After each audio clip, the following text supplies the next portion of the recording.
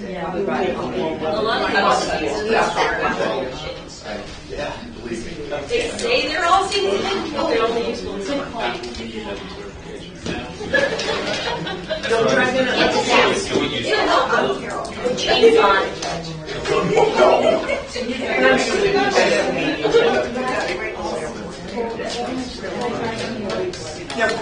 Where did you move from?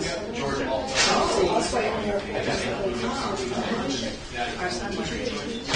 Oh, really? Yeah, I got out of the good time. Yeah. And we had one of our staff was moving this week. She's moving to where? No. I'll take care of it. I got you. We should find out. And Judge Emery is from Louisiana. Oh, Judge, he is the consultant.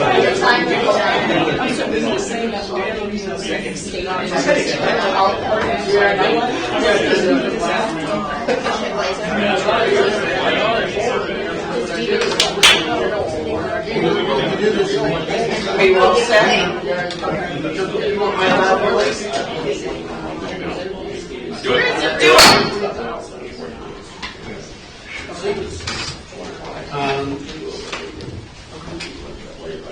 Assuming we're all set.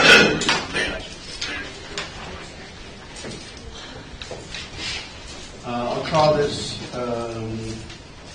October 10th special meeting of the Knox County Commission to order. This is basically a workshop on the budget.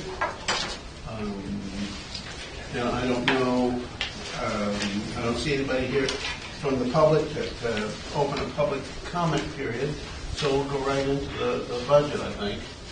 Did you have something you wanted to say first? Yeah, just first, I want to thank everybody for the time and effort put into this draft budget, and appreciate all your time.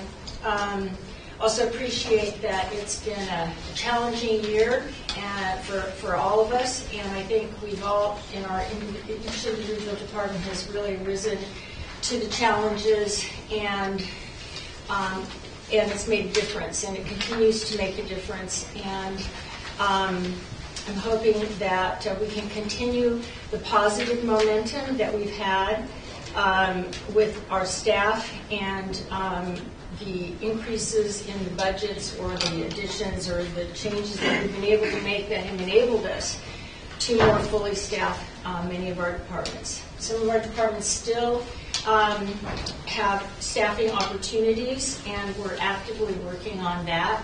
And before we get into going over all of the budgets, I just wanted to take a moment because and just call out some positive things as we move into this.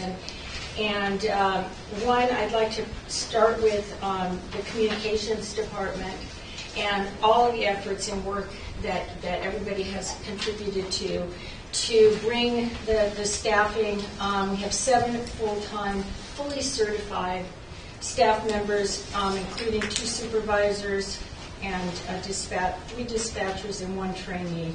We are looking for additional employees, and we have to attribute some of the ability for us to bring additional employees on in the adjustments that we've made over the year in the budget.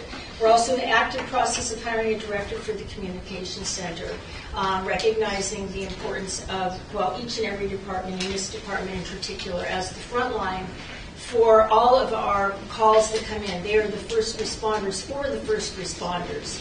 And they are the ones that all the calls come into, whether they're emergency or not, and then they're distributed out. So this is, as is all of our departments, this one in particular, I'm going to just call out for the good work that they're doing, continue to do, and all of our team members who have pitched in. We have a few other positions available, but we've relied heavily on each department head, finance, HR, the sheriff's department. Probate, I know, has an opening. I think we're looking for somebody that will be on the ballot because it's an elected position, right? Yeah. And also I'm going to recognize our EMA department and the grant that some of the good news doesn't get enough press out there, so I'm going to tout it a little bit and take this opportunity to do that. So if you'll bear with me for a minute. I think we just got a Homeland Security grant for $129,990. I won't speak to that in more detail, but I would like an opportunity for you to share that and maybe put that in the press as well so people can understand how we're working with grants and other opportunities to bring funding in, especially as we go into this budget period. Every department I know is working on funding sources rather than just the traditional sources that we get in through taxes and municipality contributions. So I'd like to recognize that. And I'm also going to recognize in our Tuesday meeting, which it was mentioned, but I'd like to get it out there if anybody's watching, and for the press too, that we recognized the Safe Driving Award that was awarded to our Sheriff's Department. That's a really important award. The sheriff touched on that in the meeting. And what that does is that helps us to keep our premiums down. We all participate in a shared risk pool throughout the state, all the counties. And for those of us who are able to, get those awards, it helps us keep our share of that budget item down. So I'd like to recognize that. And also I'd like to recognize the our correctional facility for passing what is the DOC, Department of Corrections inspection, with a score of 100%. I think that it's a tough position. It's not where anybody wants to be, but in terms of if you are there, if you're working there, if you're in there, I mean, we're doing everything that we can to provide the best for everybody. And I'd like to recognize that. And again, I'd like to recognize our new airport director. He came on. And there's been a lot of things going on, and I appreciate the work that you're doing to continue on with the Northern Borders Grant and all of the other things that we have in process, and also working with a lot of changes in your budget as well. So that's all I'll say. I just want to say that as with many towns and most towns in Knox County, budgets are going up a lot in some cases. Camden and Rockport had quite significant increases in their budgets. I know that our budget will go up too, just through cost of living and other things. And most of the budget increases that we will see come in for our public safety departments. And the one department I didn't mention and I want to mention in terms of public safety, and I spend more time on that as we go through our workshop, is our IT department over there. We have how many employees in IT? Two IT employees, 2 full-time employees. Zach is our director, and then Noah is newly on board. I'm going to highlight this and just take a minute, because this is, if we don't have functioning communications through our IT, we are down, period. We are not able to provide any services, any safety, any communications. Everything relies on a strong IT department who is able to service all of our departments. And being that 4 of our departments rely on communications to do their job, the Sheriff's Department, Correction, Communications, and our EMA department are typically the front line of public safety. We all have important jobs in the county, but these jobs are in the front line, and if communications go down in any of those departments, we have a big problem. So one of the things that we're looking at in this budget in particular is trying to be more proactive and look ahead and be prepared and staff as is necessary. Our department, as is others, is very understaffed for the types of jobs that we do, the departments that we serve. We're really understaffed, and I appreciate the fact that both Zach and Noah probably work 60 or more hours a week just to keep everybody up and running. So I want to call that out, say thank you, and I think that that's one of the things, among many others, that each department has needs to be addressed. And the last thing I'll say is I'm going to recognize Kathy in finance, because if she she keeps us all moving in the right direction and lets us know where we are, where we're going, how to best allocate, and she's taken a leading role as we move into this budget cycle because, well, she's the one who knows the best and has the most in-depth knowledge of our budget and how it works. So that's my long-winded start. And with that, we'll go into the budget, and this is our first, I guess, just workshop. I don't know how we'll do it, and then from here we'll go into the actual meetings with the budget committee. Is that it? Yeah. I think so. I think basically this is our first swipe at this budget. That doesn't mean there hasn't been an awful lot of work behind the scenes to get to this point. But this is our first introduction to the budget, and we will see where it goes before it goes to the budget committee. I think there's still a lot of moving parts. I think what we would like to do here more than anything else from each department is hear how you view the budget and what you think the big changes are from past years. Whether you're asking for something, capital, or whatever changes are going to be the drivers of the budget increase. We'd like to know what those are so we can at least have an introduction to it. And I don't know if Kathy would be the one who would like to sort of do some introductions to the different parts of the budget, but if you would, we'd love to hear it. Sure. Just to kind of give a recap, all department managers met with the sheriff, HR manager, and myself, and we reviewed all of the budgets. Prior to those meetings, I sent department managers some questions on my first review, and we got some of the things updated and revised. The three of us then met with the chair to give him an idea of where we stood and ask some direction on some items. So collectively, that's what you're seeing under the revised budget column. The assumption is that the wages are a 2.9% CPI and then a 2% step where applicable. We do have 3 unions that are still in negotiations, so that is subject to change. We have a 10% increase assumption in health and workers' comp, 15% for risk pool. We have our grants are with no increase.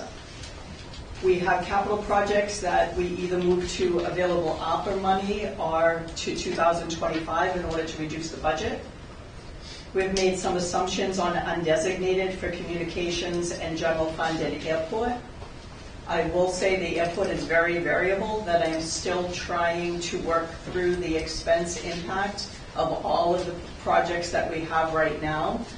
There's a lot of moving parts, so that undesignated may change. We have a couple of different personnel movements or department moves. We have separated out IT into their own department, which was requested during the last budget cycle. The geospatial database manager has moved from EMA to admin. Probate has had a slight change in their hours. And sheriff patrol supervisor is replacing a patrol deputy position. Those are all reflected in what you have in front of you under revised. ARPA we will have a balance remaining in ARPA for some projects that either came in under budget or are not going to happen. But we feel that probably is going to increase a little bit. We have a deadline out to department managers for the 16th of this month that they need to finalize their projects, get in firm quotes, get in invoices so that we know what is available. So that page is going to change in this budget. And we have solar is still something we're working through as far as what is the true revenue stream that airport will be able to receive from that, and what expense reduction will departments be able to see by tapping into solar. So that's not incorporated yet. We have an outstanding for Spectrum that we're going to start having some expense for them for public safety building as well as corrections, that we don't have firm numbers. Actually, corrections we do, but public safety we don't. That's just kind of a sampling of some. So this is really a working budget that is going to be changing over the course of the next couple of weeks before we present to the commission and the budget committee. Right now, personnel is 8% increase over last year, and capital is 9%. So that is truly the two places that are causing the budget to go up. I think it would probably make sense if we just go department by department and allow the department to speak to any of the highlights and you to ask any questions, starting with admin, if we're looking at the summary sheet.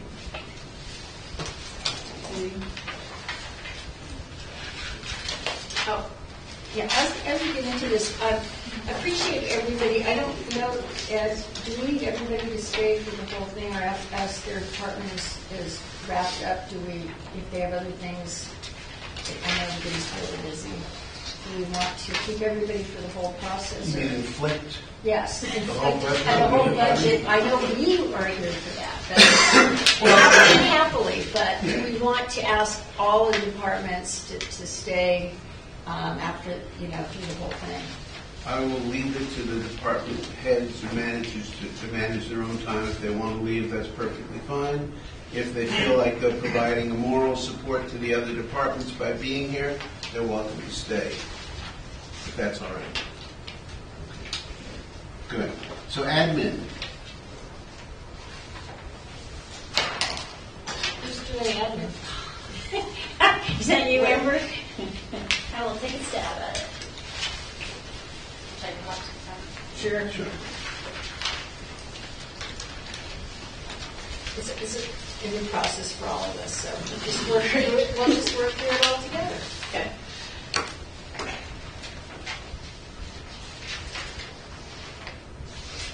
Can you give us something? Sure. Go ahead. Just Yeah. anything you think is a big change that needs to be The benefit? pointed out. Okay. I think the big one is IT came out of the admin budget. It is now in their own budget. Okay. So you will see some, changes in the final lines. GIS did move in, not as big of an impact as IT was. And we'll kind of talk more about that when we get to the EMA budget, about funding and how all of that works. So you'll see a little decrease in wages, but that is including the GIS position into admin. I think the other things Kathy covered as far as workers' comp, health insurance, those are across the board. I know for the commissioners, we need to purchase new laptops. And I think Wendy also needs one. And this is a little bit more of Zach's wheelhouse, but I think it's more risk management, making sure we have the right, all of that good stuff. Those were the big kind of ticket items. We did look at employee recognition. It's not that big of an impact next year that we were recognizing. So that will go down a little bit.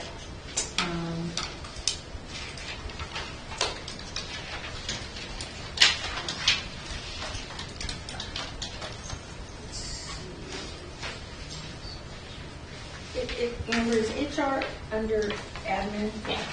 Okay, so who all's under admin now? It's going to be, Admin would be the county administrator, the admin to the county administrator, the HR manager, and the GIS manager. okay.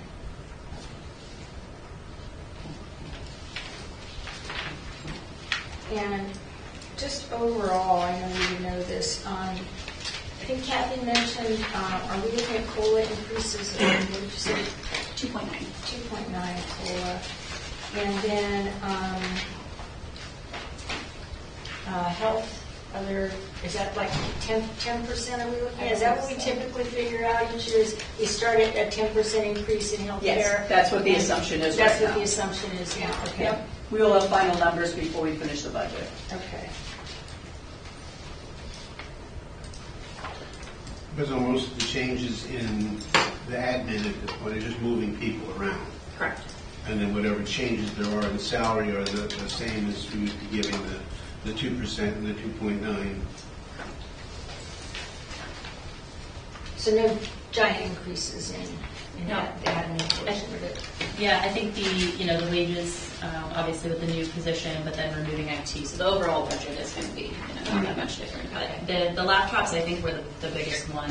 Everything else, and like we looked at past years and either kept it very similar or even lowered a little bit, so. And that covers all the needs adequately, all the budgeting needs. It's not, okay. It's not too little, it's Yeah. not too much. We still have room in the consulting line in Okay. case, because we don't know what's going to happen next year. We planned to use advertising funds this year for the county administrator, so that's not going to do anything into next year, but we left a little bit just in case. So I think we planned accordingly, but not Okay. overplanned. And the consulting line is for, was that for attorneys? Yeah. HR and HR support, because, and I'll point this out for anybody who is listening. We, again, as in our IT department, IT has 2 people, we have 1 HR professional right here who's doing an extraordinary job working with all of our, 108 employees, which is a lot, and she's doing a great job, and it's been a lot of staffing, a lot of things going on. So I just want to recognize that and keeping a line in for consulting. Should we need to bring on board a part-time HR person, particularly some of our departments have higher HR needs. And we need to be able to make sure that we're providing the appropriate HR advice and following all the laws out there and everything. So that's good to keep that in there. Okay. Ed? No, there's also a line here of $2,280 for GIS training, Yes. which is appropriate. It just means that it's being moved, that kind of stuff is being moved from what would be an EMA expense Yes. to now being administrative. Yeah. Because the world of GIS keeps changing, and there's always new stuff, Esri being the software company. Great. Any other questions? No, I'll just say it generally for all of our departments and overall for our employees, and is making sure we're providing the appropriate professional training opportunities to each department. As Ed just said, things are always changing, especially with technology and everything else, and so it's really important that we provide those opportunities so that we're able to provide the best service to everybody in the county. We're lucky to have that educational reimbursement grant again this year, up to 50%, so that applies to all employees. So we're going to hopefully take Okay. way more advantage of that next year than we were able to this year. And who's that from? Blanking on their name. That's our Alphond, yeah. Oh, it's from the Alphon? Yeah. The Alphon, how much did they give us, do you know? It's already, It's 12. 1,200 per, yeah. They will give, we can apply for $1,200 per employee, they'll reimburse 50%, so it's $600 per employee per year. That's fantastic. Again, another piece of good news that would be nice to share with our constituents in the papers, and also recognizing the generosity of the Alphond family. They are hugely involved in philanthropy throughout the state, and we really are appreciative of that opportunity for education for our folks. So thank you. Thank you. Thank you. What do we have next? Move on to building maintenance. Pardon? Move on to building maintenance. Building maintenance, yes.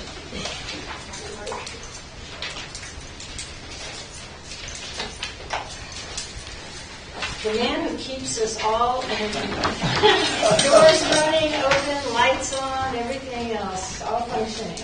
Right, fun place to work.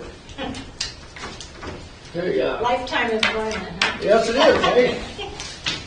I'm not complaining.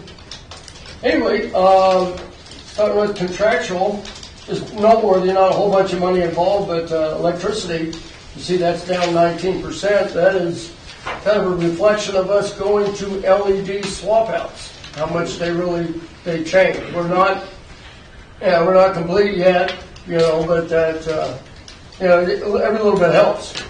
So we got a little ways to go, so as long as the rate stays similar, we should. And that's pretty similar on the water sewer. We've gone to the 1.8 gallon a minute flush on toilets every time they urinals, all the fixtures, water, even put aerators in the sinks and stuff to hold down water. We've had some that are just wide open. So, and then the sewer bill is based on water usage, so. Yeah, and doesn't that tie into, I don't know how else to put this, but inappropriate things being perhaps put into the system? Did we put in place some sort of, when you said aerator or something, did we put something in place to prevent sewage backups and all that for things that might, particularly in... No, we've done that, not so much at the courthouse, we've done in the, corrections and all Even that. corrections, Yes, we have Yeah, I know upped our inspections on that and stuff to, keep it up. Yeah. And getting into corrections real quick, we've gone to some electronic control valves that monitor how many times you can flush the toilet in an hour. That's huge. I mean, we still haven't realized the savings yet. It's too new and it's not complete yet, but it is working. But it's like the lights, it's these small things. Sheriff had something to add. Building maintenance is just for this facility and for Oh, okay, Water I'm sorry. Street. Corrections is standalone and all that building maintenance is in that budget. Okay, I'm digressing. Yeah, Thank you. yeah. Thanks for bringing me back around. Me too. Okay, sorry. So anyway, and so that's what the deal was with water and sewer is that, the sewer is based on your water usage. So we have cut that down quite a bit, so. And it's noteworthy, it's not a big savings, but it is. The big one that's to hit this year is ground maintenance. Oh, yeah. That's, we could talk about that all day long, but we know that's what it is. Just for clarification, as we move forward into this process and start talking with the budget committee, the ground maintenance, does that include the contract we just signed with Farley for the snow removal and mowing? That's what that is. What that is? Yeah, that's what it is. It's reflective of that contract. Correct, yes. Yeah. And it's, it's the value of the dollar on that too. Need good service, it's. Well, yeah, we talked about that. I think I wasn't at that meeting, but I was watching, or I watched afterward, and where we aborted, there was a lot of discussion about, Farley versus somebody else. And what it came down to, I think, ultimately, was that they're here. We need, in many of our departments, we need 24-hour availability for snow removal and access. And although there are other good companies out there for a lot of reasons, we've decided on the recommendation of many to go with Farley. I think that is Right. And I agree with that because snow, you react to removing snow. It might snow twice a day. The landscaping part is one thing. Rains on Wednesday, you cut the grass on Thursday. But snow, you don't have that liberty. So. All right, next one's cleaning maintenance. I've tried to keep that down as much as I can. It's 5%.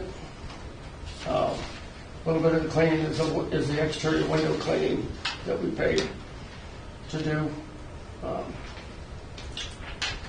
And let's see, everything else, I think we're really all that. Those are the three raises, the electricity and water being the deletes were only up in contractual 17%. Considering the big ground maintenance one, I think it's pretty good. So, commodities, not much change in that. We're trying to identify all our costs right down to the nickel. Bottled water did go up a little bit. No control over that. We have that, but everything else is staying about the same.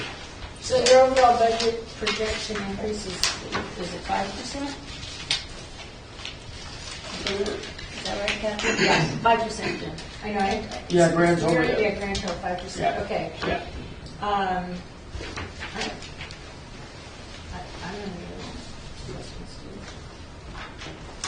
don't know. Even with the lawn and plowing expenses, it still only goes up 5%. Correct. partly because of the reimbursement from the state for the courthouse, it says. And it factors in the revenue. Kathy will probably answer that revenue then a little bit better, but yeah, that does factor in that. So, Yeah. yeah, we signed a new 3-year contract with them, so. Great. Anything else you want to No, bring to us? next one is, I'm straight in public safety while I'm here. Sure. Okay. At 301 Park, public safety. All right, pretty much kind of the same story there right off the bat with the electricity, water, and sewer. You know, we've done it just a lot smaller facilities, so, you know, we don't realize that as much yet, especially on the water. But then you had ground maintenance, you know, the snow and plowing, yeah, that was the big jump again. Again, yeah, I've held mine down to 5% there for the cleaning and the maintenance portion. One they got a little typo on there too. If you look down the heating repair and maintenance, the 10,598 over there in the explanation, I didn't get it typed into the revised proposal. So really, the 3% for contractual is probably going to be closer to 16. That kind of mirrors,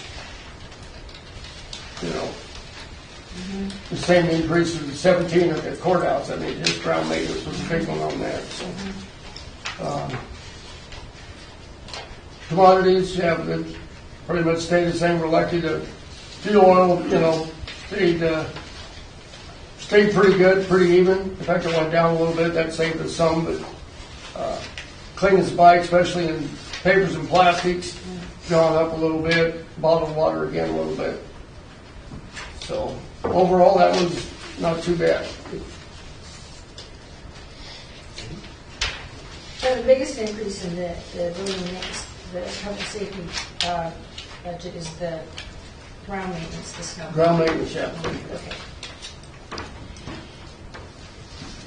Looks, wow.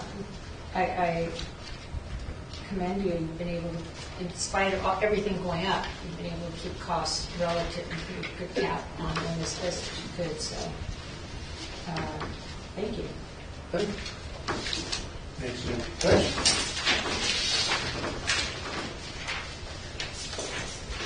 Steve's next. What's next, Dean? Did you say these? Yeah.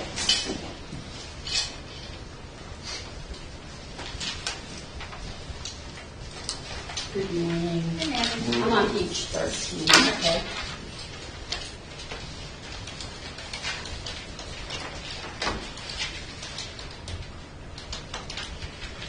How's it going with maybe it's Busy.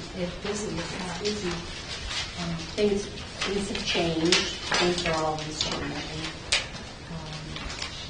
The only thing that I'm hoping that maybe you will reconsider what I've asked for with one of my positions.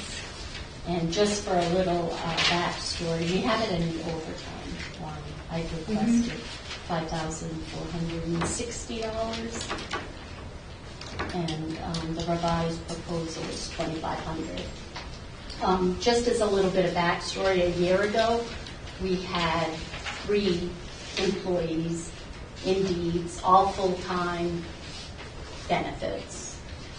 I decided to try 2 at full-time and 1 part-time without benefits.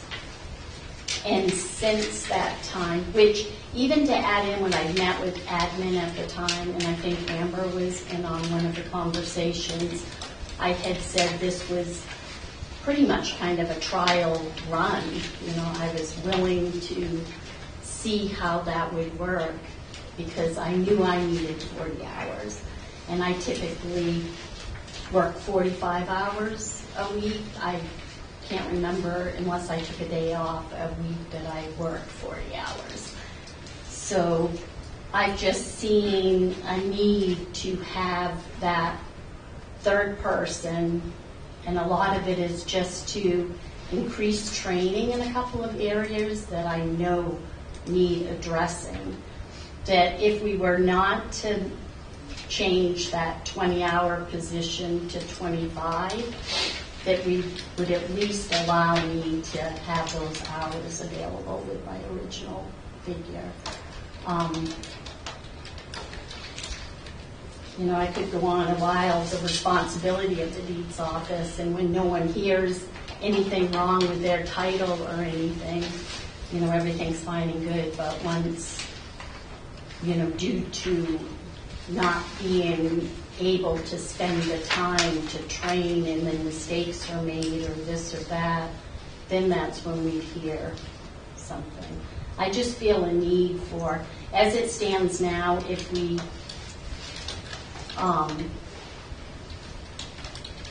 kept it to the revised, the 2,500, I figured that if I tapped into that every day, it would be 20 minutes and provided a bathroom break, or, you know, it just seems like it would be a little bit useless to me.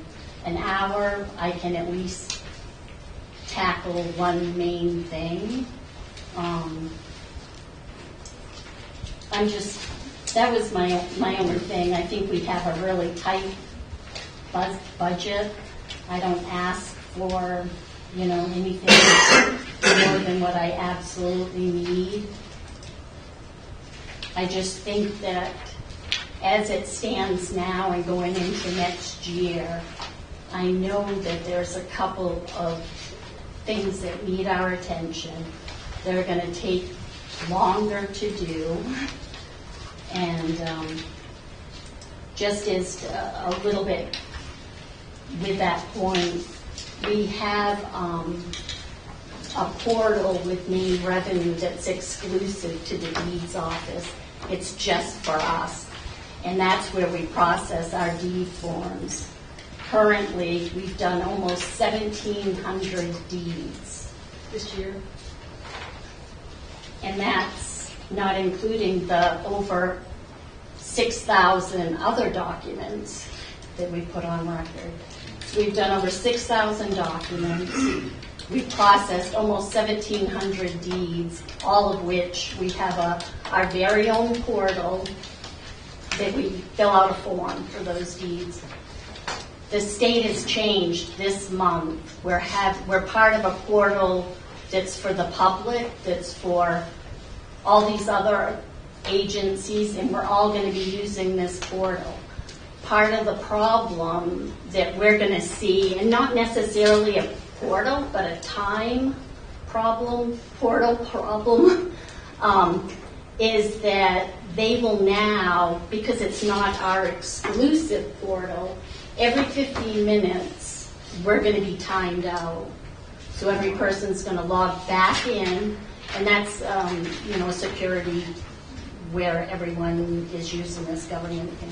So every 15 minutes, we'll be logging back in, putting our criteria, forwarding the information to these forms.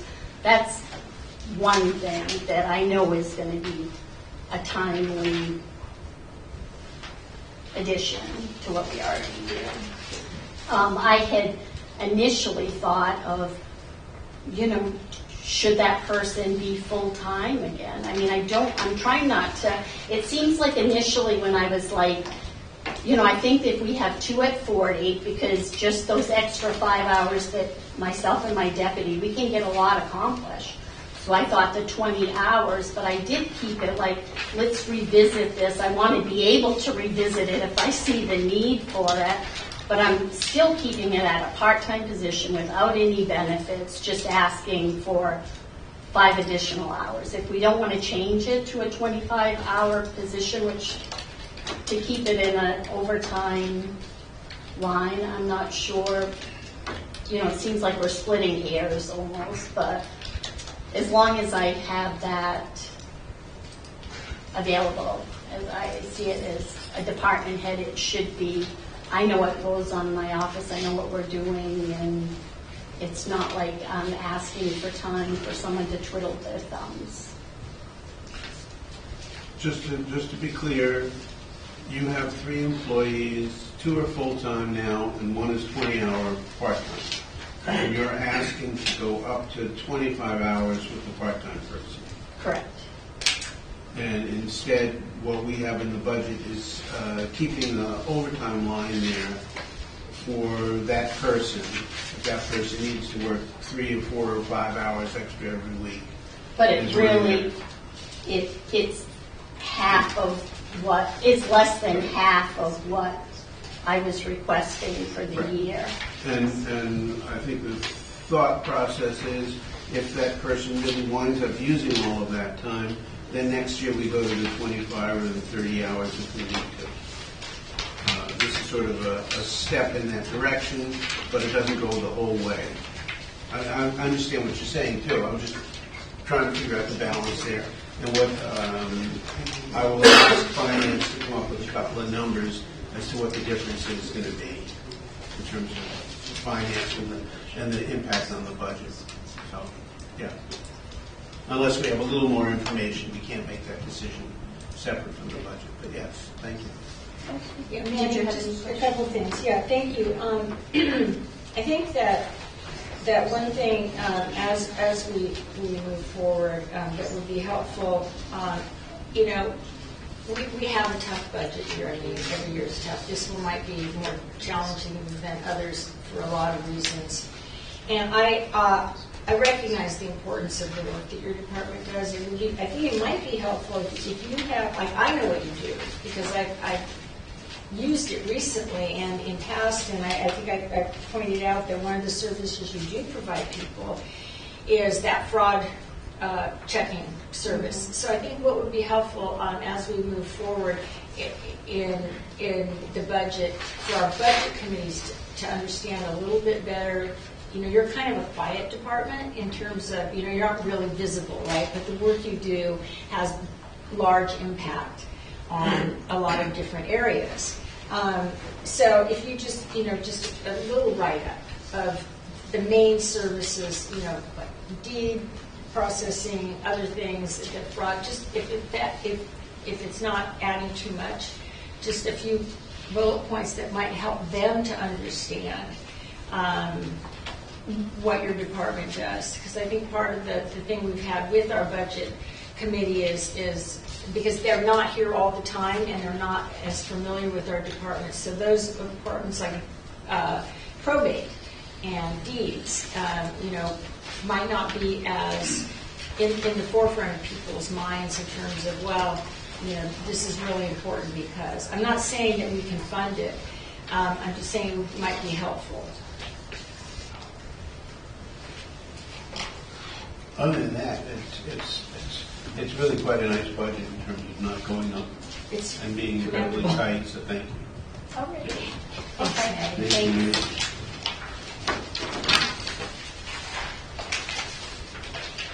District Attorney? Attorney? Good morning. Good morning. I'm not Natasha Irving. I know. She has a conflict this morning, is why I'm standing.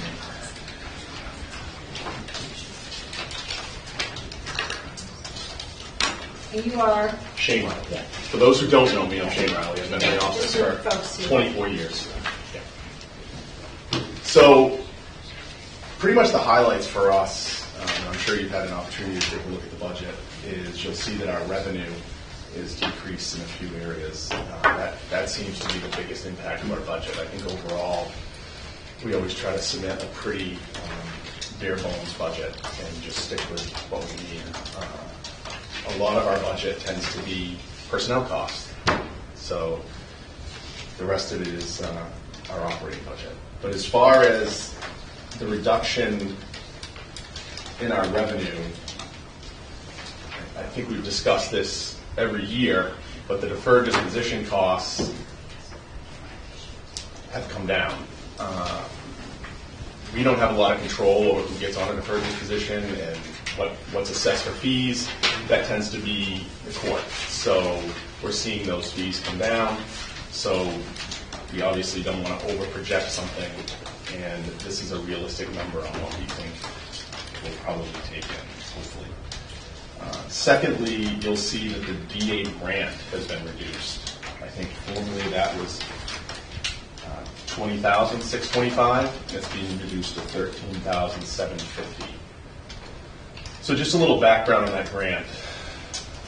District 6 which comprises Knox, Lincoln, Saginaw, and Waldo. That's our prosecuting offices.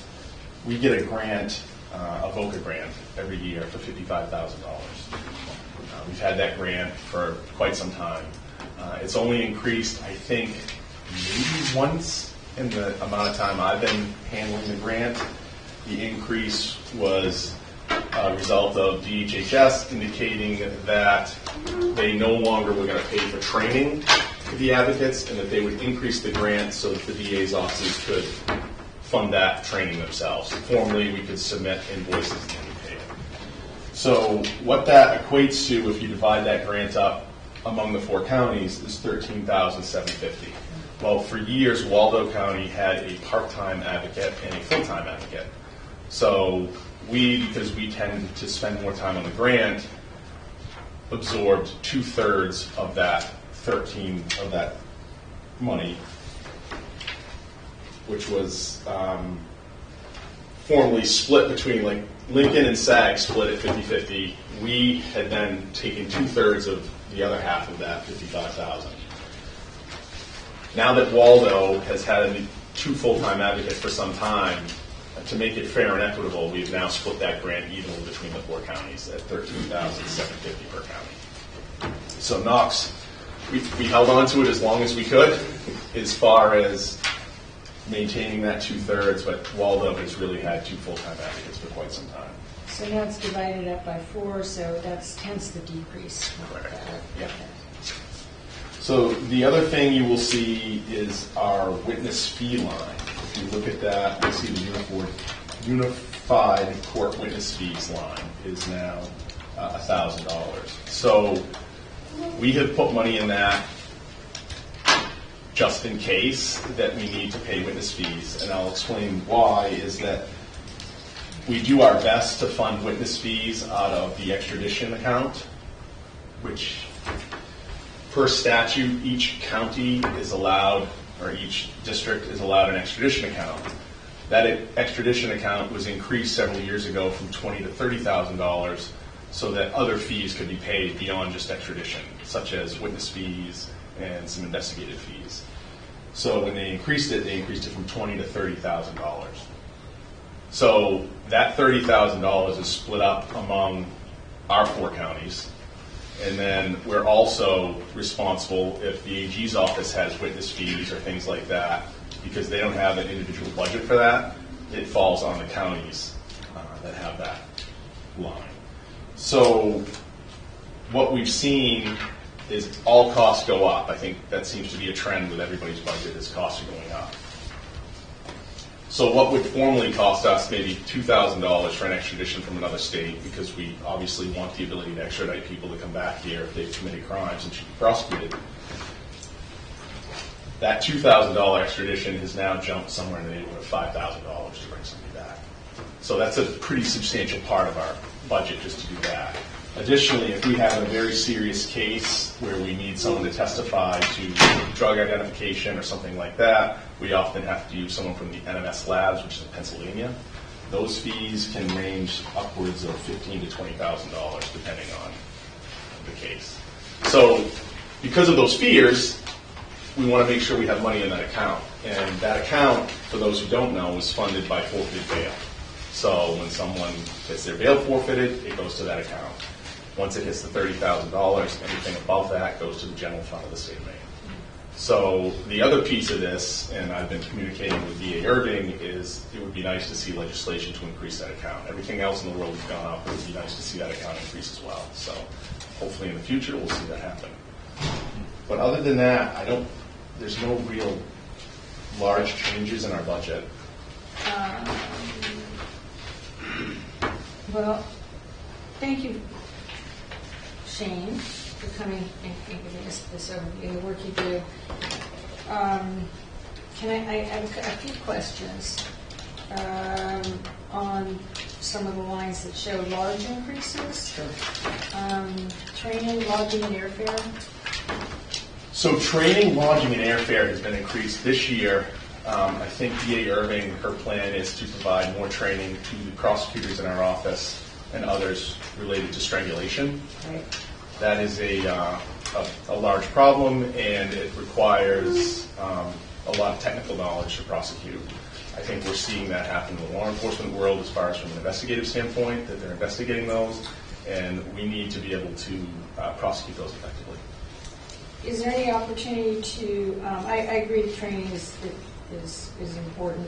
Any way to utilize the Alfond We are. educational grant on We are that? doing Is that. that reflected in this It number? is. So it would be 50% more if, Correct. so it would be 15 hours. Correct. Okay. Okay, the other, let's see. Computer repairs and maintenance is up 225%. I think you're going to see that often because previously our computers fell into that ARPA grant. Yeah. So now we're back to funding our computers again. So that's why you're seeing, I think, that change in that line. What about the 254% increase for the tablets? Didn't we give you tablets last year? We are on a rotating cycle. We don't replace them all every year. We're on a cycle of replacement for equipment. So that's the way our office works. We replace, I think it's 3, depending on who it is, the year, because like Natasha and our juvenile prosecutor is split 25% between the counties. But yeah, we're on a rotation as far as replacement. So if you're splitting 25% between, No, not every time. It depends on the year. So we replace 3 a year, and D.A. Irving's and Lindsay Dean, who's the juvenile prosecutor, theirs is split 25%. so the DA's office represents four counties. So the 4 counties contribute. They each, no. It's individuals to county. So Go ahead. we have employees in our office that consist of our front office, our prosecutors, and then our victim advocates and myself. So we are on a rotating schedule of every 3 years of replacing our equipment. So we do that so that we make sure that all our operating systems are up, so that we're complying with all the security things, so that we have less breakdowns, so that we have less failures and things like that. So that's why, but previously that line has not been that great because it's been covered by the grant. So this year we're seeing that number, where in years past, I think last year that was covered by ARPA. I should comment that you'll see that in multiple departments. Yeah. That we had stripped out the one-time computer Right. purchases and put it on ARPA. This year, they're all back in departments. So do you think we will have any ARPA money left over to reapply? Or I think you said, Kathy, that you asked all the departments to submit their wish list, if you will, of items that could maybe be covered under excess ARPA funding that we have. I didn't ask the departments for their wish list. We will potentially have a little bit more balance and then available, and then collectively we'll decide which ones get applied to Yeah. ARPA. Yeah. So we're not asking for wish. It's what's already in the budget. Yeah, We it's will already- then shift. Any budget will shift. Yes. Yeah, that could correct. Thank you for correcting me. Not only just what's already requested in this Yes. coming budget, and then you've asked them to submit those items that you'd like it because they'd like to be considered for ARPA funding if we have the funding, and then you will decide how that excess ARPA is allocated amongst each of the departments, right? Close. Yeah. Close. Okay. And we We're have. going to use every last dollar Yes, of ARPA. we have. And whatever we Yeah. have will reduce the budget in some way. Okay, We yes. just have to shake and bake what that will look like. Exactly. Well said. Better than me. And you're right, we have to allocate all those funds by December 31st. So, Yes. good. So, Shane, maybe this is a really dumb question, but, okay, so the total budget here is like $651,000.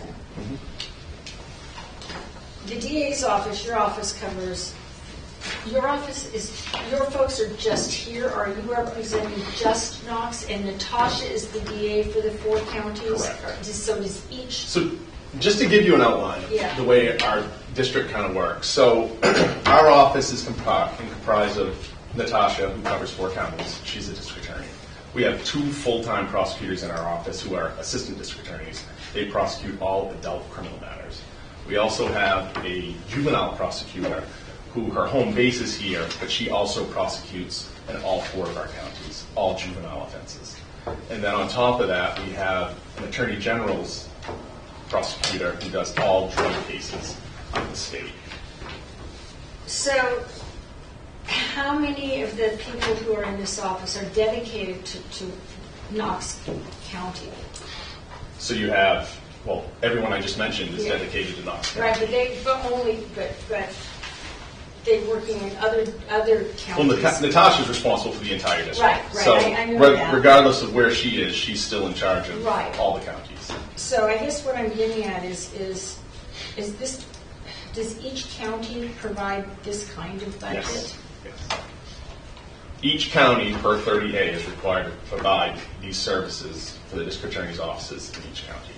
Okay, so each county contributes, this is Knox's portion for those services. Correct, yeah, because the other counties will have prosecutors that are assigned to their Okay. jurisdictions. Okay. So across the district, like Lincoln County has 2 full-time prosecutors, you know, Yeah, and then so- Natasha and I thought I had that right, I just wanted to Yeah. confirm that. And I think a lot of people don't understand the breakdown of how the DA's. Well, it's kind of a office- unique department, and I think we are fortunate, like we do have an attorney general prosecutor that handles the drug offenses as far as, you know, they'll pick up large drug offenses that occur within the departments, but they also prosecute the offenses submitted by the main drug enforcement agency. So, yeah, it's definitely an interesting mix, the way the office works. It's comprised of county and state employees.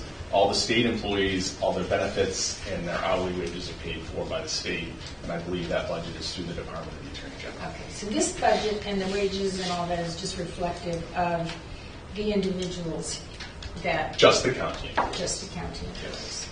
And of course, now to complicate it, the prosecutors in our office, we provide them with the things they need to do their job, such as computers and office staff and phones and things like that. Okay. Thank you, I get it. I just, okay, so, your budget looks like it's up 11% overall. Does that sound about right? And those costs look like they're broken down into the computer repairs and maintenance, which you got those expenses back from ARPA, that had been funded from ARPA. The computer supplies and equipment, again, that's a 254% increase for tablets. And the education portion, even though Alphon is funding 50% of it, your cost is still $7,200, projecting. That also includes the annual prosecutors conference, Okay, which people from our office go. We get new laws training, we get other trainings at that conference. The attorneys in our office get required CLEs they need. I know I get required training hours towards my certification. yeah, okay. And I'm just doing a quick summary here. And then your income, the revenue is down. So the revenue's down, other expenses are up. Okay. Okay. I mean, so basically what she's saying is the cost of running the department is proposed to go up 9%, but the net, because of the lowering in the revenue, the total impact of the budget is going to be 11%. Right, so That's it. yeah. There is one other thing that I think is worth noting is in terms of running the department, it talks about a supervisor stipend. Can you explain what that is? I will defer that explanation.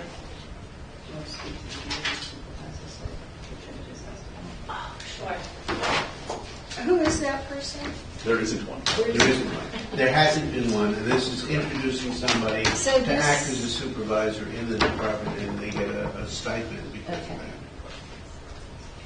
Well said, yeah. Yeah, I mean, but so, That's the- it is a slight difference in how the department will be run. And there's Yes. a financial cost to that, because now I don't know exactly what the number is for the stipend. And I'll be honest, I don't know the numbers. Yeah, so what we're going to do is hopefully shortly, we have a couple other things to tie up first, but we're going to open it up to everybody internally first. and then add it as somebody onto their position as a supervisory stipend, so that that position isn't tied to being the supervisor long-term, because obviously we have turnover no matter what. So we have calculated, depending on who it is, where they would fall. Most of them are just increasing the grade due to the additional responsibilities. So we have the numbers, they're just not reflected, I don't think, yet. Well, they're in there. It's a $700 impact. Yeah. Sure. Just like to add, part of this too is because the prosecutors are state employees, they don't essentially have supervisory authority. The district attorney, because that person can be going ebb and flow between the 4 offices, isn't always there for day-to-day operations. So the idea is to allow a county employee to be the supervisor of the county employees in the absence of the district attorney. Yeah, thank you, that is very helpful. And yeah, how many of the other this is- counties have a supervisor? Oh. All of them. All of them except us. Well, actually, I should add that they all have office managers. Office manager. Yes. Great, thank you. Thank you. Thank you, Shane. EMA? Yep. I finally figured out how to use the pages in this, so I've got the budget now. Me too. We're on the same page. I can. Hi. Hi, Candace. So, not massive changes other than GIS moving, obviously. The majority of that, the work being done by that position is no longer EMA related and hasn't been for a while. And I get why they started the position in EMA, but it does make sense to move it now. So how many employees does that leave you in your department? So that means it's myself, one 35-hour position, which is the administrative programs coordinator. I had to think for a second there. But it's also paid with 5 hours a week from the LEPC grant. So he's essentially a 40-hour employee. And then we have our 20-hour part-time planner position.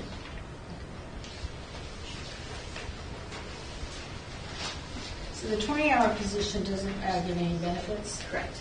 35 does, right? Yes. 35. Yeah. Okay, very, sorry, go ahead. So it seems like every year lately, one of the flaws of being dependent on grants is when they go down, you cringe. And that's kind of what's happening again this year. But at least it wasn't as big of a drastic cut for the EMPG grant as it was last year, where it was cut in half this year. I think I put on there, it was just under $6,000 that we got cut this year, but that wasn't because of the state this time. That was because the feds cut back basically all the preparedness grants, which includes Homeland Security and other grants, by about 10% or something. So it was a huge cut. So it's kind of reflected here and there and everywhere. But that's why it's good. We moved most of my expenses from grants into EMA. Where are your biggest expenses this year? Well, like the EMA match is down because of that grant. The 5 hours a week for the administrative programs coordinator that has been funded by LEPC for many, many moons, that got cut as well, which has made it so that there's not enough in the grant to cover those 5 hours every week. So that's what we're having to figure out, how to cover that. Because that's not funded in the draft that you're seeing in front of you. That was one of them. That grant had also been covering half of our copier and photocopy invoices, and there's not enough money there to cover that. So the whole cost of those 2 separate invoices now has to be covered in EMA instead of being split. Let's see. And obviously, all the GIS-related expenses have been moved to the admin office, so that's why a lot of that stuff has been lowered. So yes, your budget overall is a negative increase. do Because that reflecting, got moved. yeah, reflecting all Yeah. the changes and then, and as I understand it, that grant that I mentioned earlier in the beginning, that cannot be used toward the budget. Correct. It can only be used for the project that was approved, so the entire kit and caboodle will go towards that barricade system. It's pretty cool. Yes, good. Congratulations again on that. So, okay, well, I don't, Do you have any questions about what anything is? A lot of it is abbreviated in the notes. you know, I think you just explained the big things. The BMPG grant, that, oh, your vehicle increase. What do you, Yep. what's that for? That is for, we have the new truck, and then we have a used Explorer that we got from the Sheriff's Department. And the goal was to, we've already had to put a lot of money into that Explorer, and I don't know how much longer it's going to last. So the thinking had been to put a little bit in the future capital improvement lines so that when it finally does kick the bucket, because I'm going to run it into the ground, Okay, so that we'll be able to afford to fix a new vehicle that we'll presumably get from the sheriff's department, but Okay, I they don't see. want anymore. So, but we had talked about not putting any in the 25 to try to help with the whole not Yeah. increasing the budget. So in the original draft of department manager proposal, it had the 5,000, and then under revised Right. proposal, it's gone because we're holding off. Okay. So, in effect, where it says the variation is 100%, Great. um, Because it went in and it went this is out. sort of a zero number, It's a really. zero, okay. Yeah. Yeah. And that $5,000, I assume, is just to take the stickers off the side of the thing where it says sheriff? Yeah. Yeah, kind of. Fix the brakes. I mean, it makes it, honestly, it makes it hard to compare when you're taking out a full-time employee and all of the Yeah, it does. benefits and all of the equipment that the GIS requires to really compare the same thing. Yep. But everything is, therefore, everything else is down on the budget, kind of, so Yeah. we'll have to see how that shakes out. Thank you, Candace. Do you feel that it would be beneficial to have what the total departmental percentage change factoring in the removal of geospatial, or do you think that's just not time well spent? I mean, I think it's a good tool to have. Okay. It'll help explain it better for both us and the budget committee so that we can look at it and say, okay, I mean, most of the lines are zero one way or the other. But it would be nice just to say, okay, this is, losing an employee like that is a 20% change or a 25% change. Okay. Might be a good thing to have. Yeah, thank you. Introducing IT as a department. Excuse me.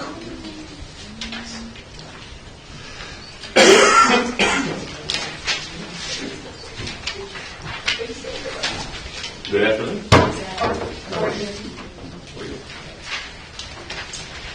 So, I think the thing we can start off with is just to begin with, obviously, as discussed, we've split off the information technology department into its own budget altogether. That was requested during last year's budget time. I think it is a welcome and well-needed change. But one of the challenges that comes with that is we don't really have a lot of historicals to reflect on because there was a lot of lines that, because it was part of admin previously, are all commingled, so you can't really have historicals to look at for the changes you've had percent-wise.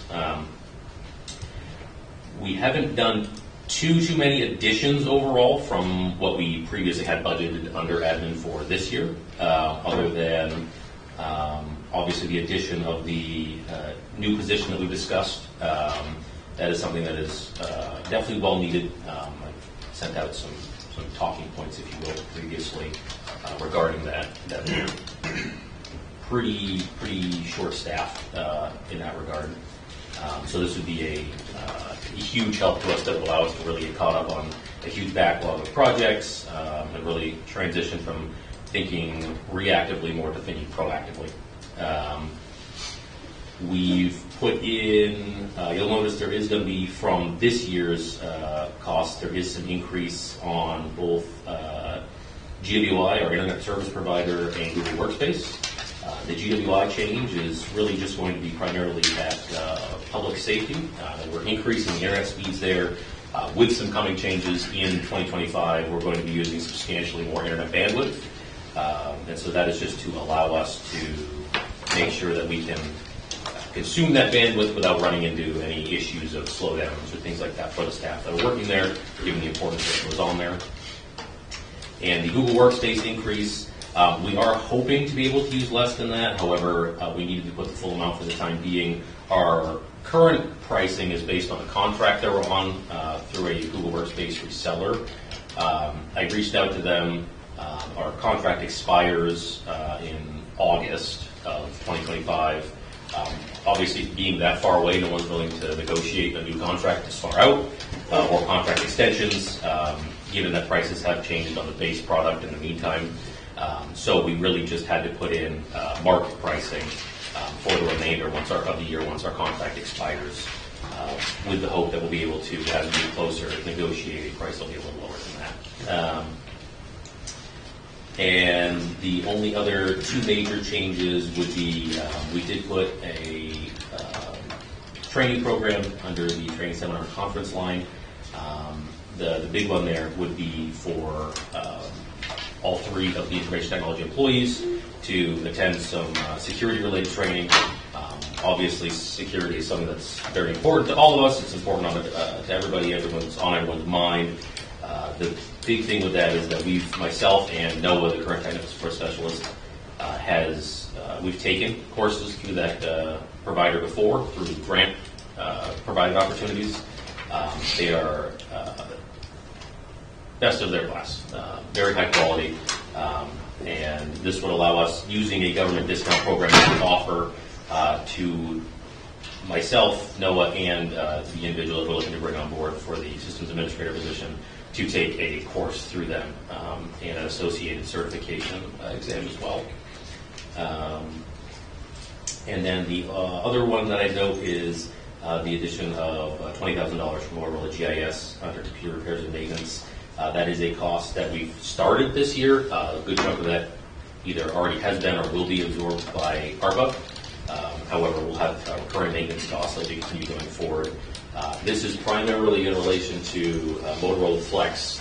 We've been having issues with the GIS that we've been running currently, and that really just relates to where we're sharing the system because we provide GIS services to other towns and so forth in a cooperative fashion.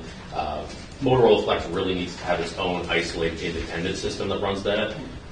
We've talked with Motorola about some of the issues we're having now, and they've basically singled it down to that's your problem. It needs to have one that runs on its own because it has some specific requirements of things that need to be set up a very particular way for it to function properly with Motorola Flex. That just reflects our annual maintenance costs for them running our GIS program specifically for Motorola Flex. And all the other major additions really that are too substantial just are relation to the addition of that new systems administrator position for office supplies and equipment and computer supplies and equipment.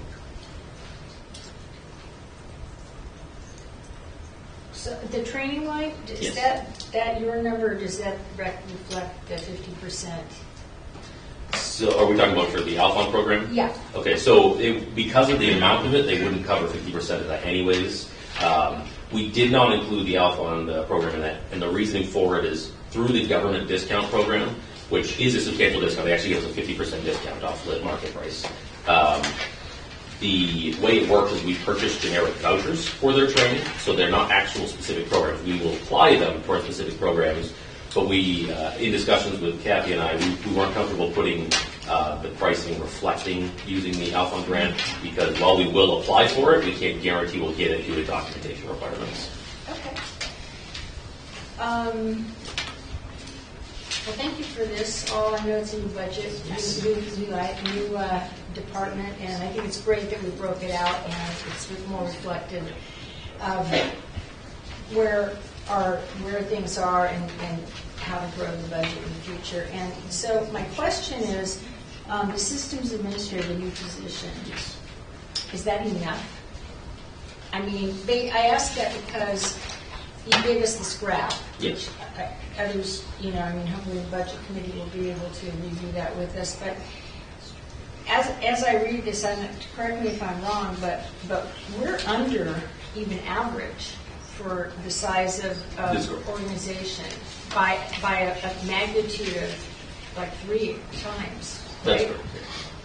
So you're running pretty thin Yes. and overworking to cover all these major departments. So I know you're trying to be, cognizant of the budget and all of that, but I also think it's really important that we adequately staff every department, but particularly this department because of the heavy communications, IT, and everybody relies on this, and to the point of it's a critical situation for us if it's not working. And I know we had a situation, was it last week? It was a hardware problem with the system, and we had to route our calls over to Waldo, right? Yes, so we didn't actually experience any issues with the 911 system, to clarify, so we weren't alleviating Yeah. concern there. Yeah. However, we did experience some downtime as a result with some of the radio communication issues and things of that nature. So yes, we had Waldo County assist us during that time. And thank you to them, but thank you for stepping in. So that was an example of just how critical Yes. that your expertise, and then if you're on that and some other system is going down or something, and you have one other staff member, it's really hard to cover everything. So I appreciate you're just asking for one position, but I think, and maybe this isn't the year to do it, but it's, okay, Ed's saying no, but, when is the year to do it? Okay, I'm just going to say, when is the year to do it? And we have increasingly, complex IT demands across the board, and we need If I can weigh in a little bit. Okay, I'm just looking off my... This budget's a hard budget. Again, we don't have anything really to compare it against. Yes. I mean, yes, these numbers are going up a little bit or a lot, but we really can't say it's going up 17% or 22%. So we're already in a gray area in terms of how much the budget's going up.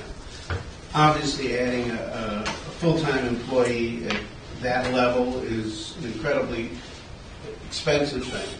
But in terms of getting somebody on board and knowing the systems, it really doesn't make sense to bring a whole army in here all at once. I see a real benefit to adding one person who's going to learn to do stuff. Then you figure out, after having that person, what another person can bring.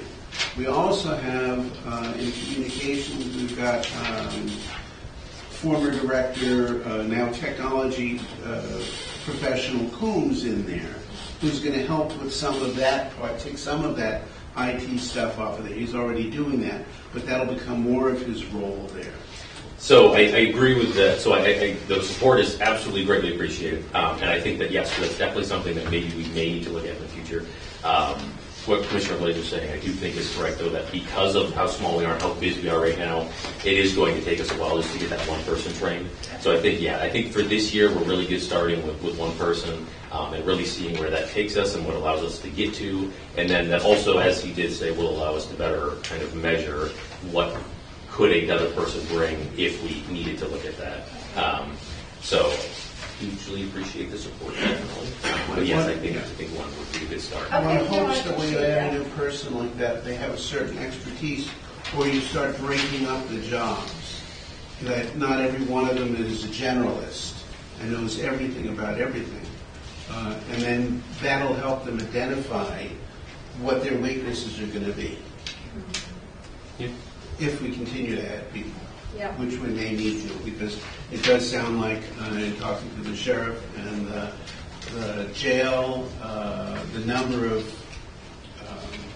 technological changes that are coming, it just keeps coming and coming and coming. It's exponential, yeah. Yeah. We've really seen a huge increase in the number of systems that we're using, the number of just devices that we're putting on our networks and so forth. They're exponentially increasing, yeah. Right? Anything else? Go ahead. One last thing. Given that IT salaries are really high, is this an adequate number to attract somebody? We're going to find out. It's hard to say because the market in general varies quite a bit for this, and it really depends on a lot of things, including the fact that one of the things we do talk about is that we do provide really good benefits here. I personally am very transparent about the fact that I don't like to leverage that as an excuse for if we're not paying what we should be. However, I think combined with the pay and so forth, it's something that we're going to try it where it's at, and then we'll see. So. Great, I appreciate that, and thank you, and your team. Thank you.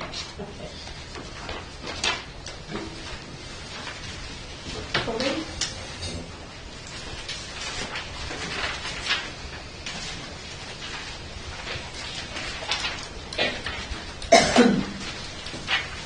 Good afternoon.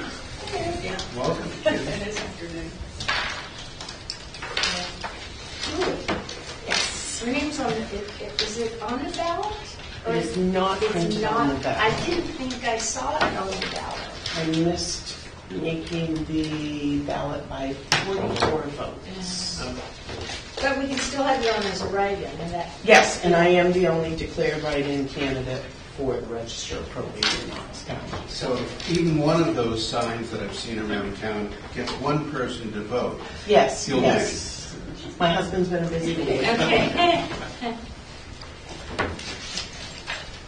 What's new? Yeah. Our biggest increase mostly is the legal and labor relations. And evidently, after checking with several other counties, we're still very low.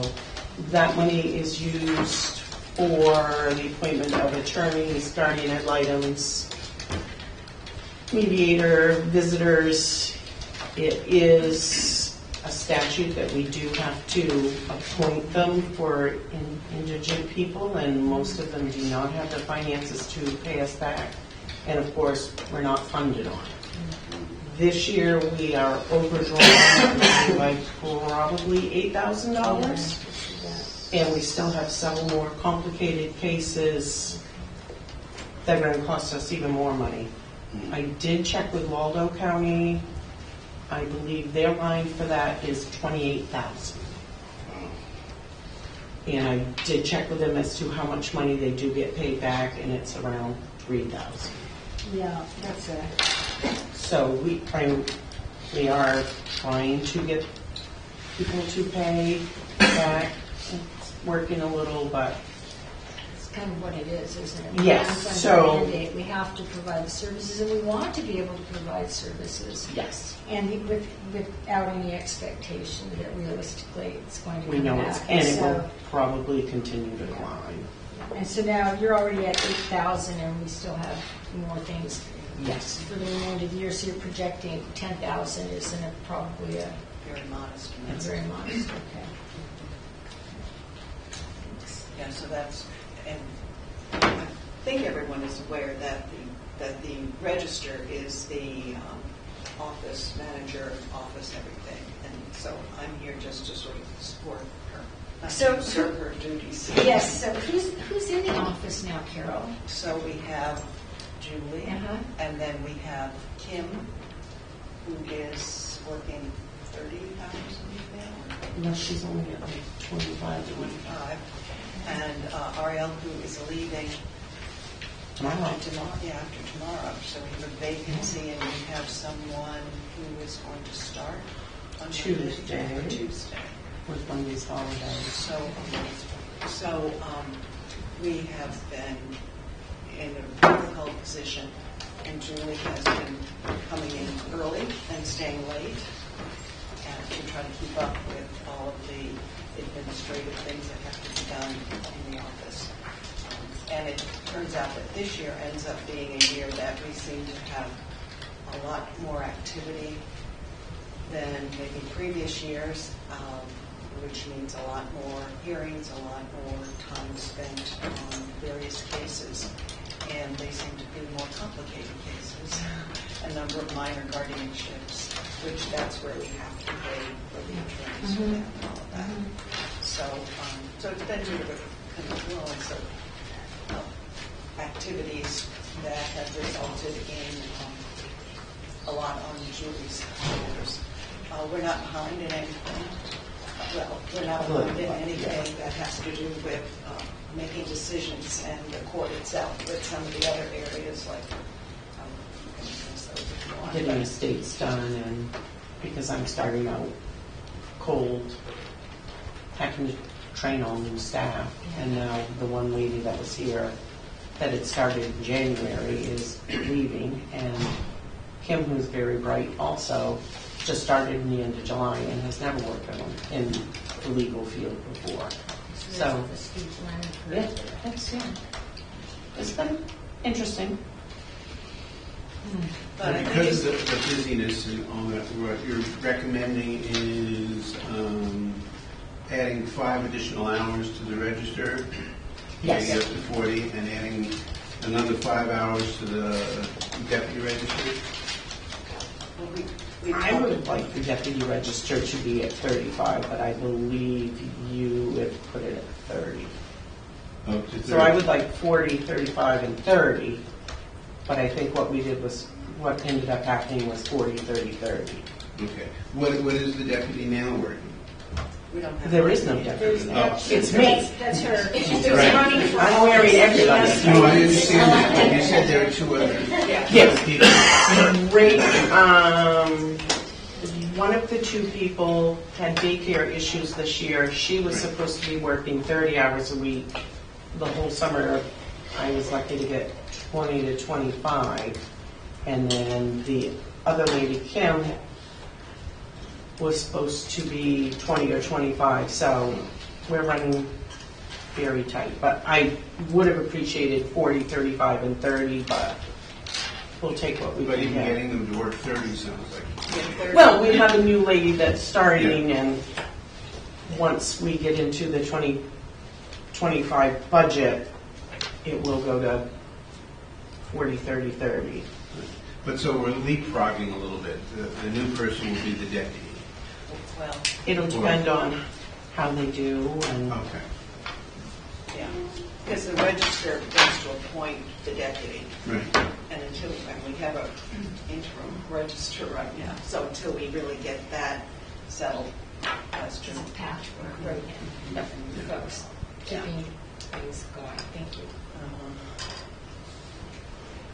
But I think that, we're making this presentation, and it really sounds very, very dire, and that to the public, we're functioning great. I think if you ask anybody who's had to file things in probate court or whatever, they'd say, oh yeah, it's all great, aren't they nice people who're working there? So it's not like, oh my gosh, everybody out there sees this horrible part of county government. What they see is a great office that meets the needs of the people and is very open and is right there for people to help them. I think that's well said, girls. Thank you for that, for your department, but also I think all of our departments, behind the scenes, there might be a lot of, like, it's like the duck on the water, it's calm, and then underneath, you're just trying, but the forward-facing services that we're providing are seamless, right? It seems seamless, and but behind the scenes, it's due to all of the extra work and the dedication to our all of our departments, and you're a perfect example of doing that now. So that's all we have. No, good. Okay, good luck with the election. Yeah. Yeah. All right, good. Okay, Thank thanks. you very much. Sheriff non-corrections?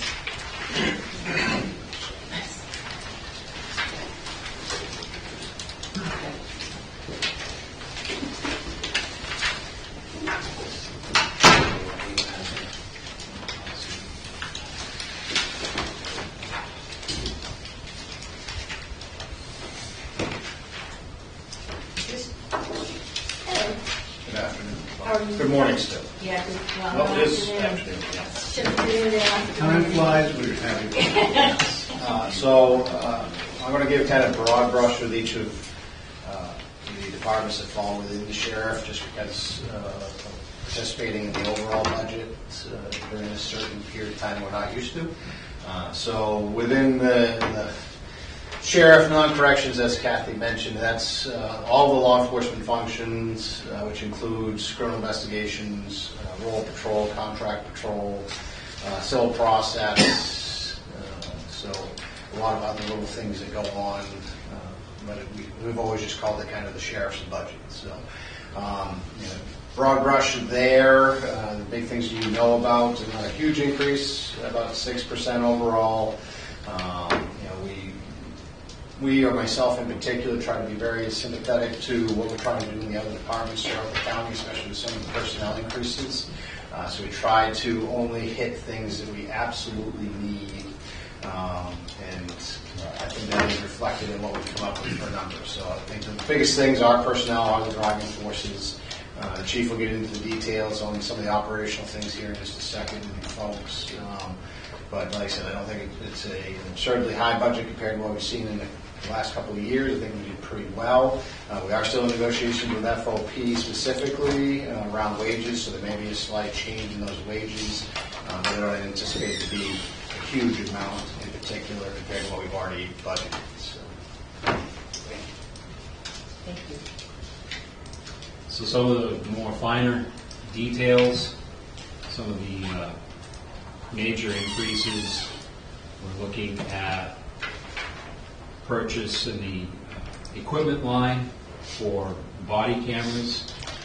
There's a proposal for 15 body cameras, and it's basically a lease option where this company, Lenslock, will replace the cameras every 2 years. So it's not where you're having to purchase them every year or every other year. It's included in this contract, if you will. It also includes redaction services. So with the multitude of cases that we have that involve body cameras, redactions are almost always needed. The other big change for the body cameras is that right now we currently are storing the data on a desktop computer system, and Zach can attest to this, but it's more of just a Band-Aid to hold the data. And so right now, Mary, the administrative assistant, has to go in when we get an FOA request, and sometimes she spends hours trying to retrieve body camera footage. And this new system will allow us to have cloud storage. So after the deputies are done their shift, they can spend 5 or 10 minutes and the data is uploaded to the cloud. So it's a huge difference in how we're doing it now. And the body cameras will actually reduce our liability as they have in the jail. If the public realizes that we do have body cameras, most people tend to act differently, and also it cuts down on the false allegations. And it helps with our criminal cases when we try to prosecute them. It kind of gives the jury and other people almost a bird's eye view of what the officer was dealing with at the time. So equipment, that's really the only major equipment change. There's some changes in the training lines. One thing that we do discuss, when we hire deputies, it's a very cost-driven and equipment-driven process. When we hire a deputy, they have to be supplied with a taser. Tasers are $3,300 each. The ballistic vest is $1,700 a piece. The gun belt, the uniforms, you're looking at anywhere between $3,000 and $5,000 to outfit a new deputy. So it gets back to the retention piece and recruitment. The more we can retain people, the less money we're going to be spending on new hires and the manpower costs to train people. The FTO program, the field training program, is 16 weeks. So it's difficult to put a dollar amount on the amount of man hours that goes into training a new person. So those are the major changes. We didn't ask for any new positions. Certainly, we talked about that last year. I still think we're woefully understaffed. The staff is constantly being overburdened and overtasked, especially with the yellow flag laws, mental health laws that are still changing. A yellow flag process, if we get someone that's in a mental health crisis, that can take 2 deputies off the road for 8 hours dealing with a yellow flag process, which leaves 1 deputy to cover 14 towns. So it's very woefully understaffed. So, but we're not asking for any new positions this year, but certainly we could be in years to come. Yeah, I couldn't agree with you more. I think that you're running an excellent organization, given the staffing that you have, but there's escalation in all kinds of calls and deputies' time and requirements and all. And so I hope that I won't be part of the process, but I hope that in moving forward that we will be able to staff up as is necessary to continue to provide the excellent coverage you're already providing to all of our citizens. And Chief Deputy Andrick, as you just said, the deputies, you cover 14 of the towns out of 18 in Knox County. That's a huge amount of coverage that your deputies provide and providing excellent service. And so I think also your comments about the body cams. I just read something or heard something on the news about more and more of the law enforcement agencies in Maine, not all of them have or are in the process of trying to fund body cams for all the reasons you stated. You know, liability issues, helping prosecution, the time savings for having to go back through for photo requests and all that, freeing up the deputies and to do the jobs that they need to be out doing on the road. So I appreciate that you're not asking for any increases, but I recognize that, and to your point, moving forward, I hope that the staffing is a serious consideration for the budget committee and the commission moving forward and providing more staffing as is needed. One area that I didn't touch on is, and we've talked about it in the past, the ARPA boat. We've had exchanged several emails with the manufacturer.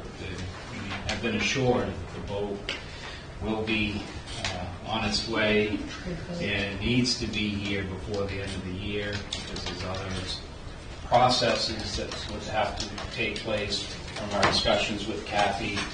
The boat really needs to be here this year.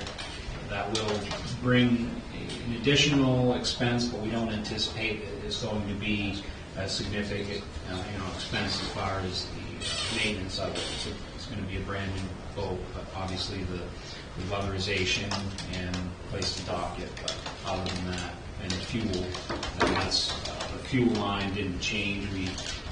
We did go under on our fuel line, but we anticipated that having the boat will cause us to use more on the fuel line, so we didn't reduce it because of that. Did you put in anticipated maintenance and storage costs and all? Is that in the budget for the boat? Okay. So hopefully, yes, I understand the timing of getting the boat here before the end of the year. Otherwise, because we've used that money, right? Okay. You can keep it in my backyard. I think no, I have room for another boat back there. Well, it is going to be in the backyard. It's going to be most likely on Talbot Ave. Our partners at Marine Patrol have been gracious enough to offer us space if we need it there. So, the specific holdup with that is actually the trailer, not the boat. So they also build the trailers because the boats are custom built. They also have to custom build the trailers to meet So there was a delay in some of the parts for that specifically. So the boat is complete, it's just a matter of trailering. One other major item is the purchase of 3 cruisers. We're finding the equipment, like everything else, is going up. The equipment is generally around $15,000 to purchase all the accessories that go with the cruisers. The cruiser itself, I believe, is around $45,000, and then you tack on $15,000, and then I believe it's another $3,300 for the installation. So we're looking at anywhere between $65,000 and $70,000 out the door for each cruiser. So just to keep in line with the cycling of the cars, if we can keep it 3 cars every year, that keeps the fleet up to date. So what was And cut you're out of helping this us was- pay for it by taking money out of the unrestricted balance funds. So it's been- And you- Vehicle reserve. It has been offset this year, Reserves. yes. We have, the hard part for us is the sale of vehicles. So some of our vehicles are able to be sold at auction once they're end of life, but that hasn't been that successful. Where a lot of this, I think, came from was replacement of some that had crashed in the past year. Those checks that came back in from the risk pool was what put that fund up where it was at the time. So we did offset a little bit. I also chose to not put in an admin vehicle for the year, so it has typically been 3 patrol and 1 admin, just because of the size of our agency. But we should be able to get through without that admin this year. But it is part of the capital for the next 4 years after this year. So. And I will say, the overtime line is very hard to predict. We've had retirements, we've had people injured, we've had people at the police academy, we've had various different things going on, which causes the overtime line to fluctuate a lot. And we are currently over right now for the overtime for this year, but it's like I said, it's very hard to predict what we're going to spend in overtime.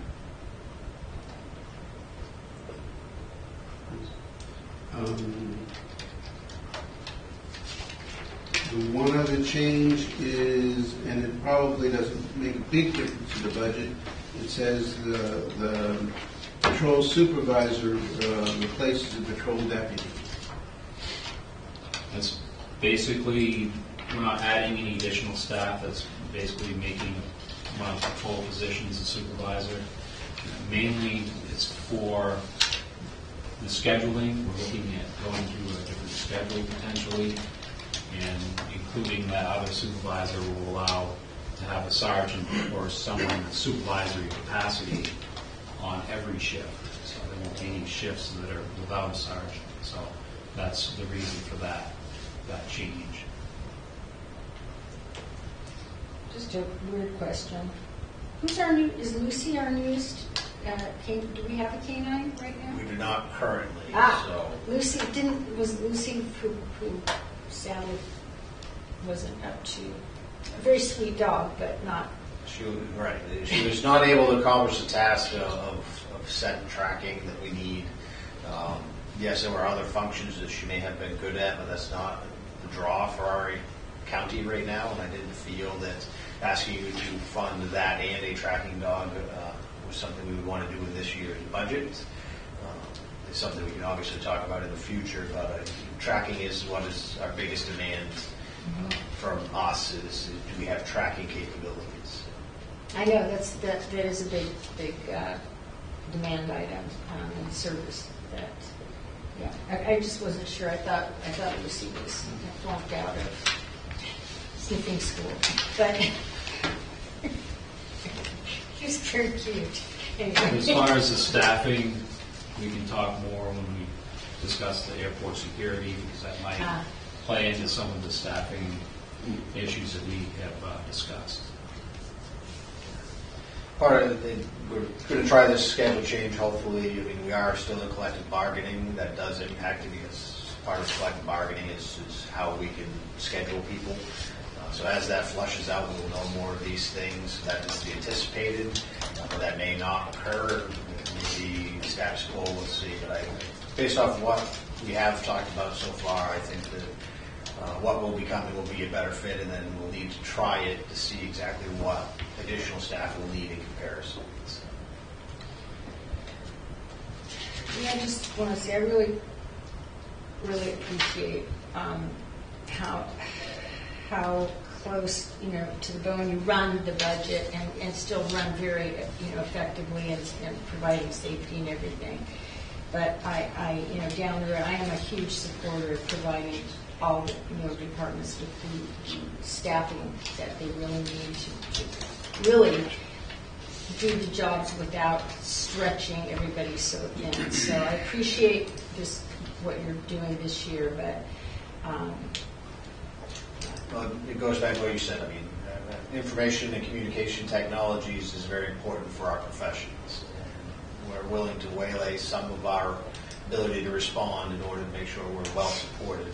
Because if we're not well supported, we can't do our jobs. well, yeah, and that's the point. All the departments provide, overlapping and connected functions, and so longer term, I mean, just as a general aside, I'd like to see the county fully staffed for every department to do their jobs without pushing and stressing and cutting and all of that. I know it's kind of the budget's always a big topic, but so is keeping personnel, and so is providing services, and you all do an excellent job with the resources that you have, and I appreciate your trying to keep the budget requests as low as possible.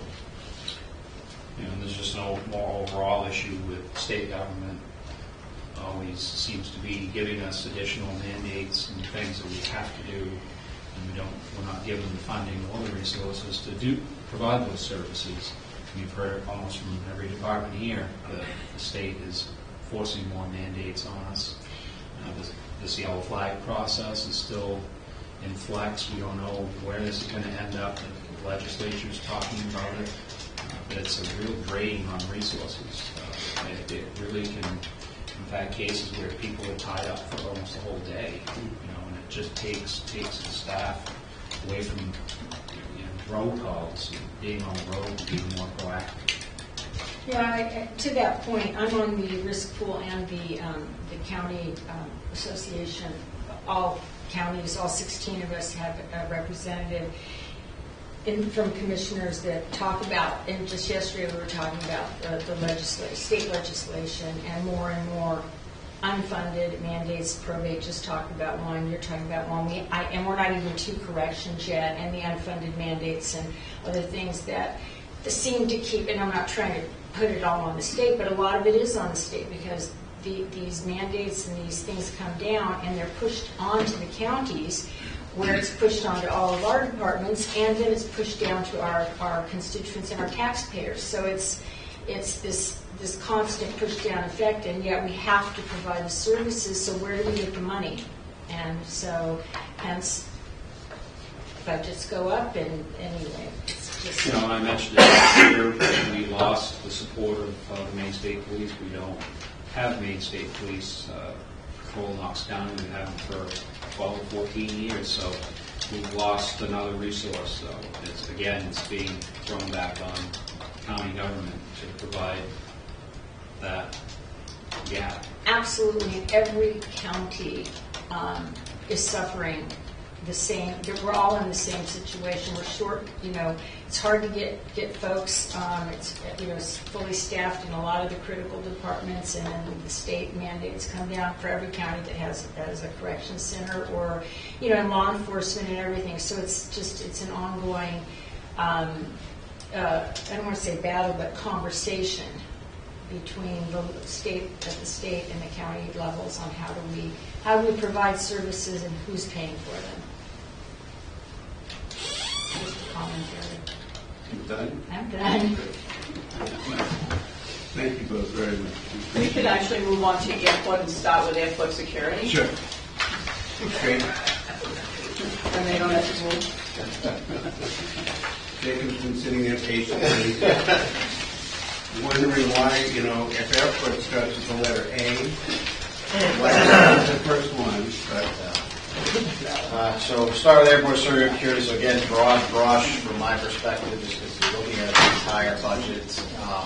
But for airport in general, but airport security in particular, most people are aware that Department of Homeland Security provides supplemental funding for security at airports.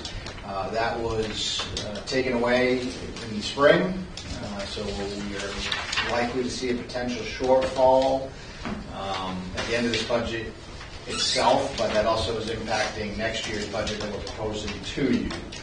There is discussion that at least at the federal legislative level that there is movement on the bill to reinstate that funding.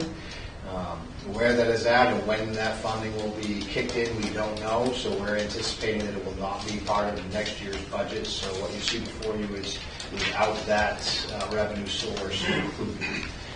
So that is approximately $55,000 that's kicked into this budget, which helps us keep it low. That we're going to now have to move over. So the only other, there's a few things, the details between Chief and Jacob, they'll discuss review on some of the details. But for me, we've also realigned some things. There are some things that are being taken out of the sheriff's overall budget that should have been part of this budget. So that's where some of those increases are going to be. Is because we were things such as uniform and ballistic vests, those things. But because this isn't like an island contract, the cost really should be bared by the entire budget. So that's where a lot of those adjustments are with the increases that you see. But there are also reductions because the staff is pretty well trained. It's just maintenance training and so forth at this point for those two members.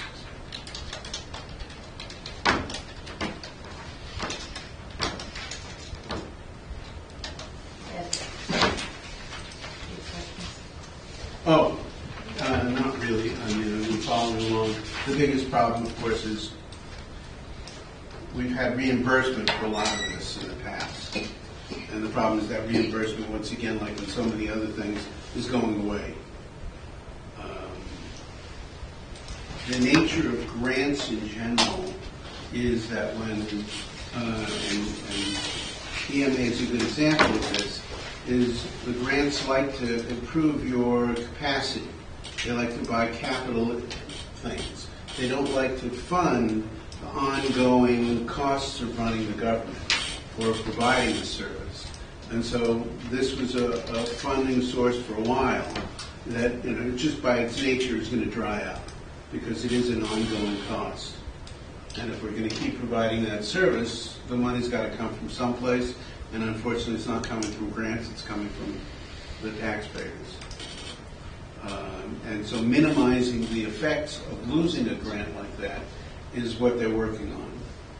And I appreciate, what's that? We do anticipate the funding returning, but it won't return until 26. So we have to anticipate funding this year. Everything. We hope. And of course, that's purely a political football at that point whenever they decide to reimburse that funding. So in the meantime, we have to just assume it's not there, and I appreciate your efforts to minimize that, the impact, the financial impact, but it's there. And so that's the big driver, it looks like. Yeah. I will highlight that the airport manager, Jacob and I, debated a lot of things for a while of does the model change, and if it does, how does it change? What the end result and why you're seeing this presented as it has always been presented, just more funding needed, is no matter which way we went, there was going to be the same cost. So whether we try to include it as part of, maybe the patrol function and then they just respond to the airport, or just different scenarios, it was not going to change what it was going to cost us. It would just change what budget it would be in. I personally am a fan of having budgets that follow programs. So this would be one of those types of programs. Airport security is a specific thing we should track. So even if it was within the sheriff specifically, not necessarily the airport, I would still advocate that it be a separate budget. So that's why it's presented to you in this fashion. Yeah, that makes sense. There's been some discussion about what that looks like with the deputies that are at the airport.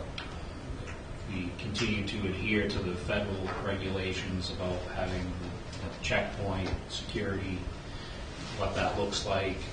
I did touch on it about the understaffed, and there could be some discussions about when and where to use those deputies, and some of the times that they have, they're not actively at the checkpoint. So there's some discussion about what to do if that's But you are mandated to have them there at any time. security of some type has to be at the checkpoint. Yeah, the screening checkpoint has to have a law enforcement officer available to respond. So anytime that the screening is open and where TSA is checking bags and things like that, there has to be a law enforcement officer present. And they have to be an actual, full, it can't be somebody, it has to be the full law enforcement officer with the rest capabilities, right? Yes, with our current plan and program that we have now, it has to be that way. And is that from the FAA or the federal? Those are TSA regulations. They are TSA regulations, so yes. So as to your point, we're mandated to some degree on what amount of time we have to provide for qualified law enforcement officers You have whenever some- TSA is open. Flexibility as to those two positions, and we're still internally discussing that, when we can use them somewhere, and Yeah, so, it can get pretty complex about trying to adhere to the regulations. right. Right, so, okay. The base regulation, like we said, is a law enforcement person, especially here in Maine, because not all states are like Maine. Maine requires, if you were going to put hands on a person and take away their constitutional freedoms, you must have the license in Maine to do that, and Maine does that through law enforcement.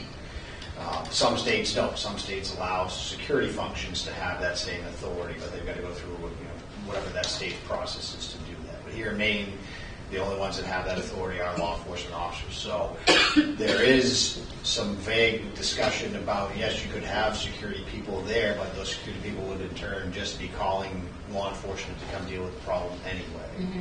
So you're almost paying a double expense because you're paying for the security person to then call the law enforcement person. To me, when we talked about it, Jake and I, we didn't feel that made sense. You're going to pay two costs, essentially, for the same purpose. So. No, makes sense. Thank you. What's the next one? Airport? To the whole airport? Yeah, right here. Thank you.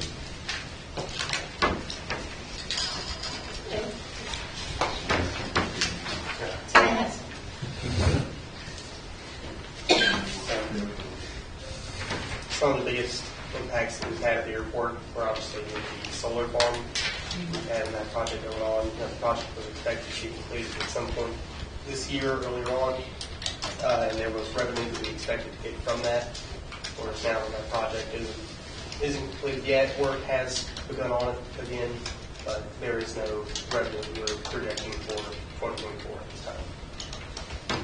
So we're still in the talks of, with the solar array, how much of the county's power that's going to cover. So it can cover all the airport expenses. And now we're just trying to figure out the best way to, how that's going to reflect with our, any lease agreements that we have, hangar owners, how are they going to pay for power and things like that, or are we able to just have it billed separately? But the solar farms will be able to provide power for all airport facilities and some of the county facilities as well. But not in this budget. Yeah, that'll be in 2025 and 2024. Okay. So on the works. Yeah. A lot of the numbers that we're seeing here in the contractual, there was obviously a change in the airport managers recently. As I started in August, I'm trying to just let the year play out as how the previous manager had things established and things like that. So the projections that we have are mostly based on the previous manager's projections, and it's just going to be a change in the next year where I'm in the more in the role of more understanding things, kind of where I can trim certain things and where I feel that certain things need to be expanded. Yeah, it's tough. I mean, you jumped in. Thank you very much. You came in August. Even here was this October, and there's been a lot going on, I know. And then, oh, by the way, here's your budget. And oh, by the way, the solar, this, that, yes. So I appreciate the effort, and I know you have good support from finance and Yes, thank you. everybody yeah, to help you through. So just one question on the AIP share. Are we, did we put the number in red? I'm sorry? The AIP share, oh, is that, yeah, that's under airport. Where it has nothing budgeted? Oh, it has, it has nothing budgeted. Oh, never mind, I was looking at the wrong line. Yes, you're right. I was looking at the red. Oh, The okay. numbers You're- bad. You're looking at past actual. Past, yeah, okay, so never mind. My mistake. Okay, so thank you for all your work on this. Thanks for working with the sheriff and their department to work out the staffing for that position and all you're doing. Oh, just one other thing, I'll just digress for a moment. I know you're working on the northern border. Yes. Yeah. Is that progressing pretty well? Yeah, so the electric charging project as a whole is progressing well. I think it's supposed to be estimated completion sometime midway through next year. The form that I had approval to sign, in the previous meeting is just going forward. When things do come up, I'll have the ability to sign off on them. Okay, good. We gave you the signing Yes. authority, yeah. But And then- everything is going well. Okay, good. And then one other question, revenues look like any significant standouts or decreases? Yeah, so some of the revenue as far as, where's the aircraft excise tax, I'm looking for that now. Some of these things are, they're either billed quarterly or, we have people that are late on payments that we're trying to let down and get them to pay. So there may be some that aren't reflecting what we projected that will be close to that once everybody's all paid up. Okay. Well, the big ones are you're proposing or you're expecting that Down East Air's payments are going to go up 71%, and Penobscot Island Air is going to go up 63%, and Cape Air is going up 14%. Are we changing the fee structure, or why do we look at them going up that much in the next year? So I know that since COVID, there has been we are starting to bounce back in aviation. There has been a climb to get to the demand that we had prior. But with PIA and Down East, I think a lot of that is from the new hangar that we have. Now that they're operating in an actual hangar and not smaller facilities. I think we're expecting to see a lot more traffic out of the PIA, and then Down East is our fueling service. So any traffic that would come in, Down East is going to see. They're going to be the ones providing. Yeah, that new hangar is fantastic, and PI has a new owner. Yes. And so I think, and a new fee structure. So I think that's increasing their traffic as well, and then having the hangar there, at those facilities. So I think that's all really positive. It just seems like a big jump. But even based on past history, if there aren't any increased fees, it seems like it's a big jump. That's all. Well, I think PI is, they were flying very, very few flights for a period. There was that period of time in there. You just maybe come on. But before that, their flight Employments. yes, thank you. Emplanements was really down because their prices went up. They were in the management change over. And so, Ed, I can see how now with the new structure and new owner, their flight capacity and employments has increased dramatically. So I think that could be very well, even though it seems like it is a lot, but I think it's reflective of the change in management, ownership, and fee structure for the flights.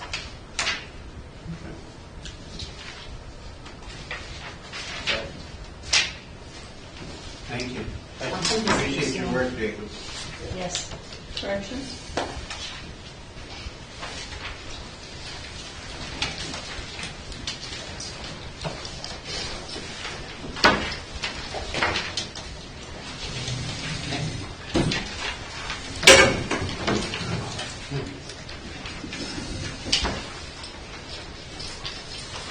discussion with, Good afternoon. So hello again. hello again. Yes. So again, I'll do broad brush with this. But this, to me, this is the toughest budget in particular because it is it's one of the highest budget items we have in the county. It also has some of the most mandates from at least the state level. And it has been very challenging. We have a aged facility which needs constant capital improvement. We have a design that is very staff dependent. So jails of similar size, based off modern design, only need about half the staff comparatively. So I know we talked about this a lot, but I just want to reiterate that there are reasons that this budget is such a tough budget. So if you'll see that so far the work we've done, if you go to the kind of back to the first pages, we are going to use some undesignated fund balance to offset this budget this year. That is going to put us at about 15%. Recommended to have 20. We're willing to take the gamble and reduce that to 15. Just because this is yet again another tough budget year. Some of the drivers behind that broad brush or big 60,000 foot view are this is not unfunded mandate, it's in corrections. However, it is not funded enough for what the mandates include. The state does provide approximately $20 million to the 15 jails, because Two Bridges is for Lincoln and Sac combined. But they provide approximately $20 million, but that is based off a formula that the state manages. As we discovered this year, if you are efficient as they ask, they reduce the amount of that funding that you receive. So going into 2025, we're going to see a reduction of about $200,000 from that. So we're only going to get about $500,000 of that $20 million here at Knox County. We've typically seen anywhere between $700,000 and $800,000. But because we have been efficient, have been reducing population, have been doing different things, congratulations, thanks for doing it, but we're going to give you less money. So that's the first glaring issue. The next glaring issue is capital projects. When you look at what needs to be done, to me, everything needs to be done that we talked about, but it's $1 million worth of things that need to be done. We were already looking at about $6 million for the budget prior to adding capital. Adding capital gives us almost $7 million.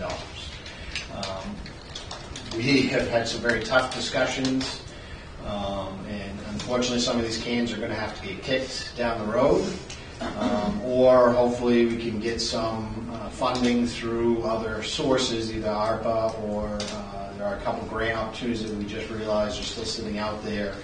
We're going to try to apply some of these capital projects to. Some of the ones that can't get kicked down the road are our maximum security fence must be done this 2025 budget. It's about $150,000, a little more. And then there are some flooring items that also have to get done. So the other things, like I said, I feel they have to get done, but I think we can take the gamble. They are the boiler plants, as we've discussed. They are the buried fuel tank. So things that can get by, but like we talked about, if they don't get by, now we have to spend money to get them fixed.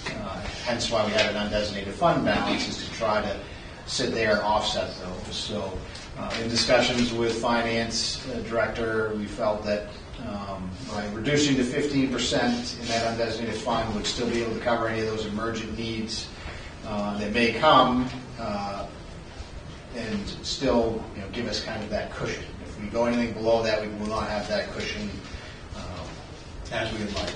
The other thing we did is prevention and health, which is as law called the opioid settlement money, but prevention and health, because it is a little more than just opioid settlement. There is a significant ability to offset the medical budget. As you see, that also is up there again this year, somewhere, I think it's 1.13 or 1.2 million, thereabouts. That is an expiring contract. We are going to RFP. But RFP, like any time, is a gamble. You may find a contract that may be less, but you may also be, like we found out with the landscaping and snow removal, the industry has just gone up, period. So again, undesignated fund balance should be there to offset any of that. By reducing to 15%, like I said, we're taking a gamble a little bit. Let's see, the other big items, I don't think there's much else big, other than what Captain Wood gave us some of the details around some of the projects where the lines have increased or reduced.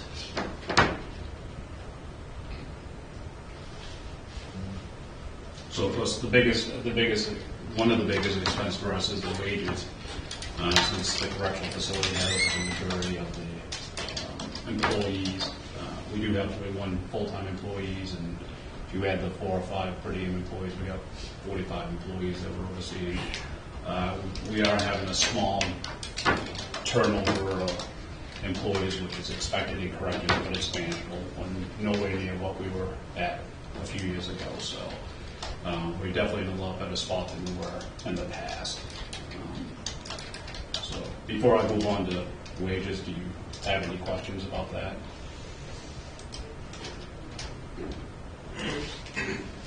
Then the next item, as the sheriff brought up, was the medical contract. That does expire this year. I will give you a little heads up. What we're trying to do, and most of you are aware, we have a collaboration with the other counties. The corrections administrator at Two Bridges and myself are working on a collaborative RFP to see if we can take and collaborate those services. Like the sheriff mentioned, we're not sure if that can reduce cost or not, but if that does happen, we won't know what that reduction is going to be until that goes into place into next year. But that is something that we're currently working on to see if we can do a collaborative RFP to see if we can possibly reduce that cost. And under computer repairs and maintenance, there's a couple of items that we had incorporated in. Just like the patrol division, we're also utilizing the body cams. I won't elaborate too much on it because it's the same thing with patrol, it's liability and everything. The other thing that was added to it is the body scanner. When we purchased that under opera funds, the service plan agreement was included into that cost when we purchased that. That 3 years is almost up. Now we have to pay for that service plan. I will let you know that the warranty on that unit is still good until 2028. So the maintenance on the body scanner is how much? 10? That's going to be $10,900. Is that an annual expense? It is. But I know, I remember we approved in the ARPA funding that body scanner, and that has proved to be very very good safety measure for the officers. That is a great asset to Yeah. our facility. Yeah, that's so good investment.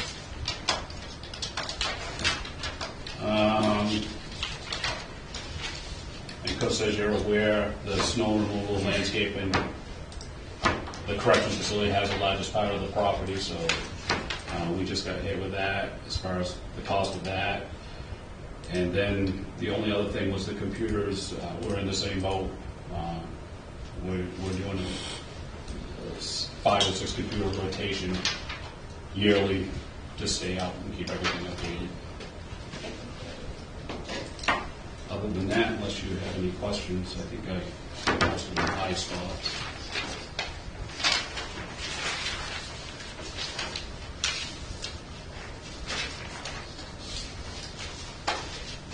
And some of the projects that the sheriff brought up, reference to the jail, I can tell you right now that the fencing up there is, the posts that are actually holding the fencing up right now are rusted right out.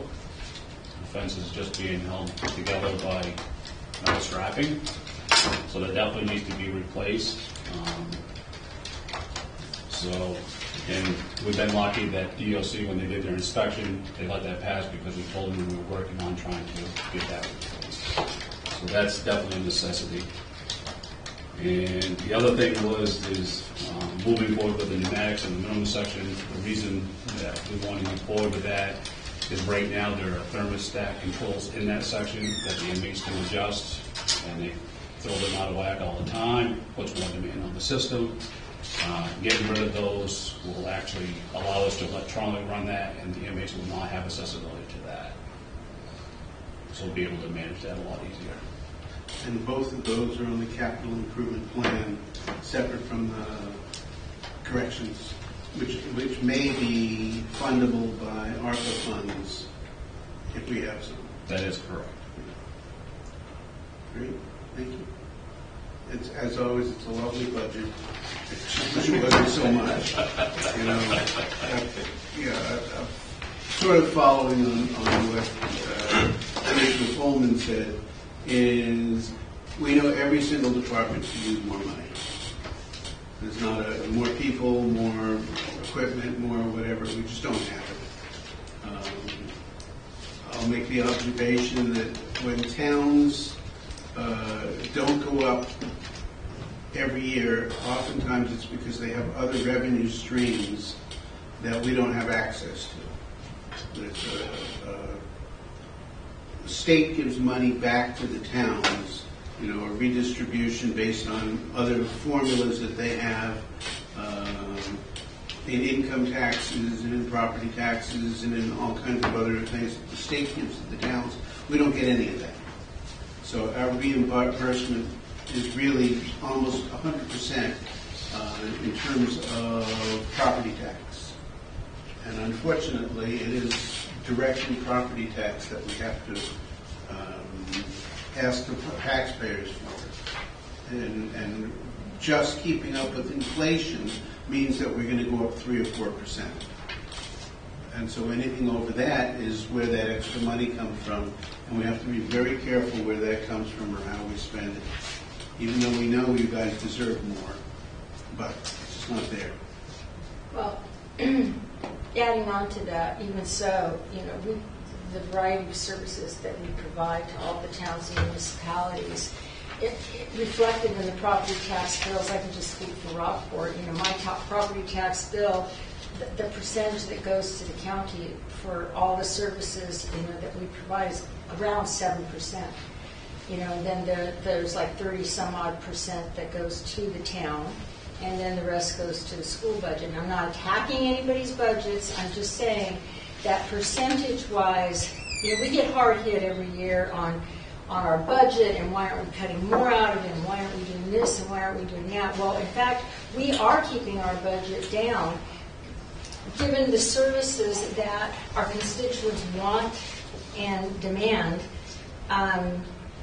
We are providing an incredible value for the percentage that actually comes out of each of the towns, you know, that line from the taxes we all pay. So I just want to keep that in perspective, is that percentage-wise for every town, the county is always the lowest.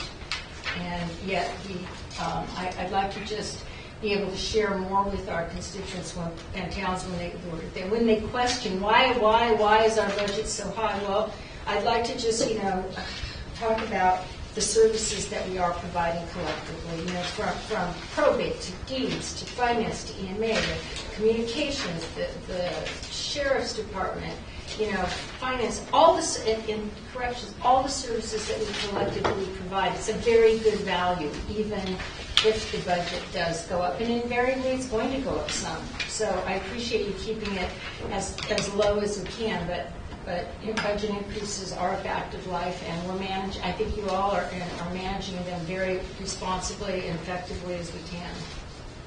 So. If I may just add to that, one of the things you mentioned, especially around patrol, is though there's 14 that we're responsible for primarily, it doesn't mean we don't provide services to those 4 towns that have a police department.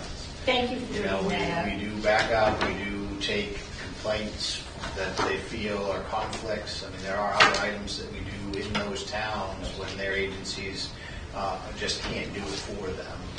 Like I said, there are usually reasons why, but it's not just, so we are still responsible for all the communities, even though they may have a service. I mean, just like with EMA, they're providing support to those fire, EMS, and law enforcement agencies within those towns. So, you know, a lot of our functions are for all the towns, because I've heard that before where some say, well, why am I paying for that? I don't get the service. Well, you are getting the service, you just may not see it in your front yard with a sign or a cruiser that's the sheriff, but there is support being provided.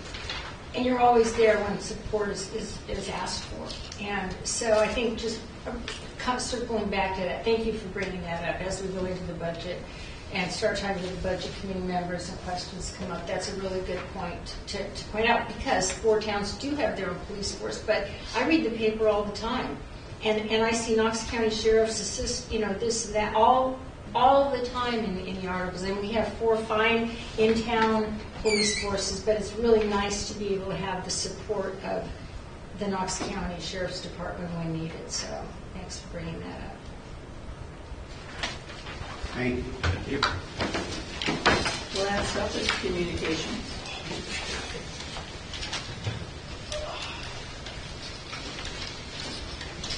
Good evening.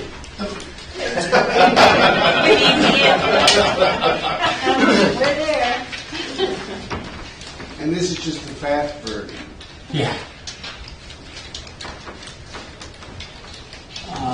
So I don't know where you want to start with ours. I will say, depending on what transpires here in the coming weeks, there may be another person coming with me, but I'll still control so that the person breaks in properly and not just be thrown in. But we'll see what transpires there. We have some things in the works. So, where do we want to start? Whatever you think are the big drivers of your budget. Well, normally I don't talk the top section, but just real quick, the second thing on the stipends, of course the union contract was signed, so there's no more stipend being paid to the staff. That's now built right into their pay, so that's why that's been come out. Increase the overtime due to just trying to make it so that the budget doesn't have red lines. Hopefully we can control things.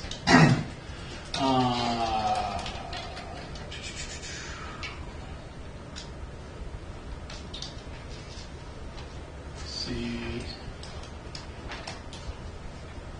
That's about it for up there. As you can see, the consultant line dropped, so that's going to bring the whole budget for the communications down, because that's no longer in there. That was a big thing on the bottom there. So that's why there's a big change there.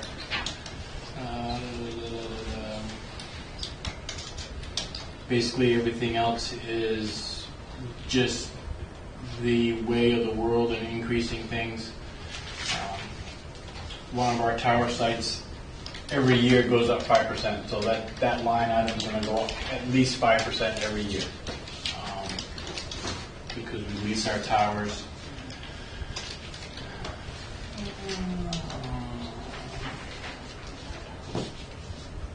Can you explain the auto mileage?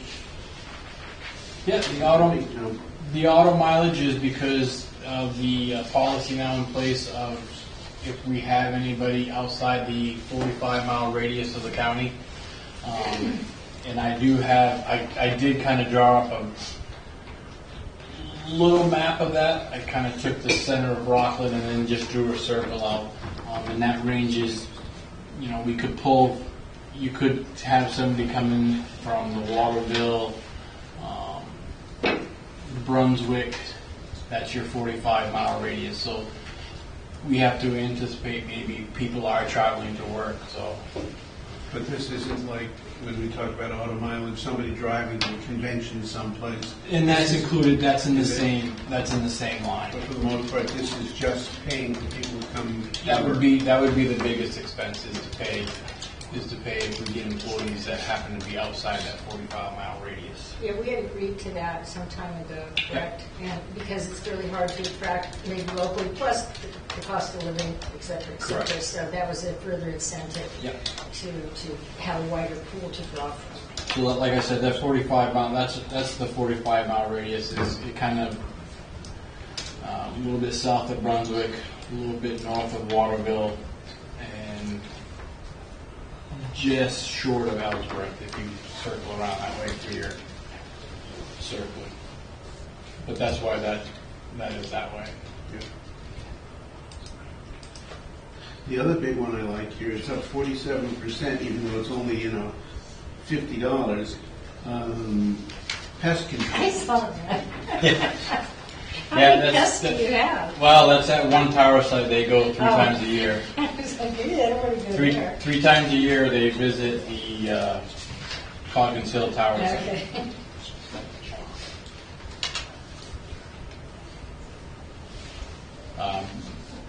But if there's really no other questions, I just, like to say all the support that you guys have given. Also, kind of building on the sheriff's office and their yellow flags, that also puts work into the dispatch center. Yep. Once they do their initial reports and they get their report done, the yellow flag is entered by a dispatcher. We have to then take their report and enter that into the system. So that's how that gets entered in the system. Another avenue that the state is, again, pushing down is PFAs and PFHs, protection from harassment and protection from harassment orders or abuse orders. The court now calls the dispatch center, and it could be Knox, it could be any dispatch center, but Knox Court calls a dispatch center where the person lives, and we now have to pull that report off and get it out to an officer, where before the person getting the paperwork would have to deliver it. But this is something that the state has done where the courts now call, if somebody lives in Lincoln County, they may go to this court system to get the order because they live here, but the aggressor may live in Lincoln County. Well, they now have to call Lincoln Dispatch, and Lincoln has to get it. So that's just something else that the state, again, is bringing down onto the counties and the centers and stuff like that to implement. So some other things that are happening as well in supporting, as we support the law enforcement side of this whole thing. So dispatch roles are expanding. Yep, and with the new contract that's been signed for the 911 phone system, there's going to be videos where a dispatcher can request the 911 caller access to their cameras and can you show us what's going on? That's coming down the pipe. So, so tagging on to that, your training line, do you have any training planned, or you have a budget in there, right? Yep. You're proposing 2,000 for training? Yep. Okay. I was just thinking. A lot of, unless they go outside to get extracurricular training, a lot of the training that a dispatcher needs to do their job is already paid for. So like the going to 911 school for the 911 phones, that's paid for. And then their EMDing, their EFDing, that's all paid for by the state. So that is funded through the state budget for the whole thing. So a lot of the training that the staff goes to is to broaden their dispatching abilities. So. Great, thank you.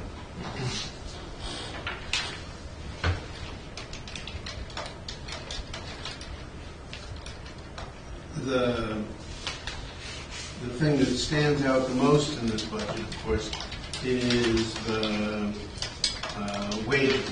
Yep. Is how underspent we are on wages and how overspent we are on overtime.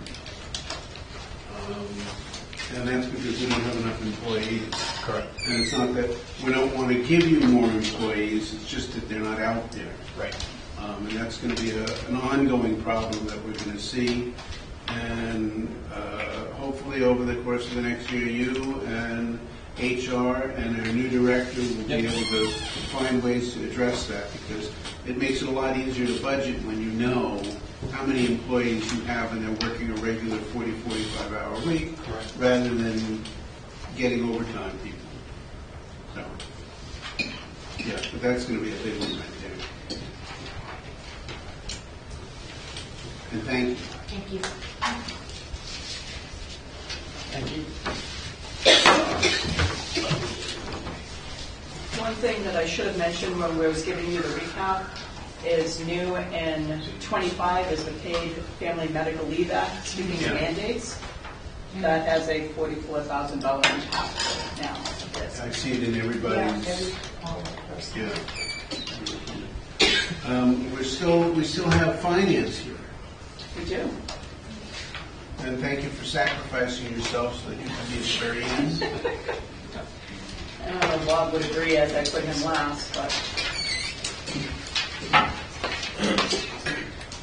there's not a lot of change with finance.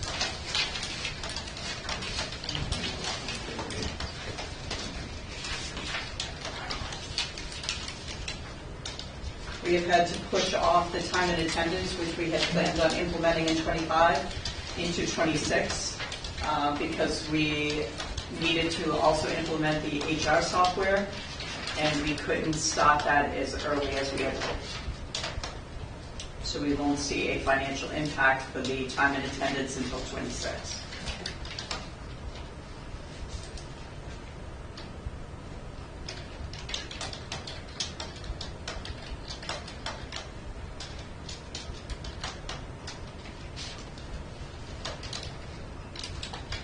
A big thing that I see here too is the amount of overtime you've added.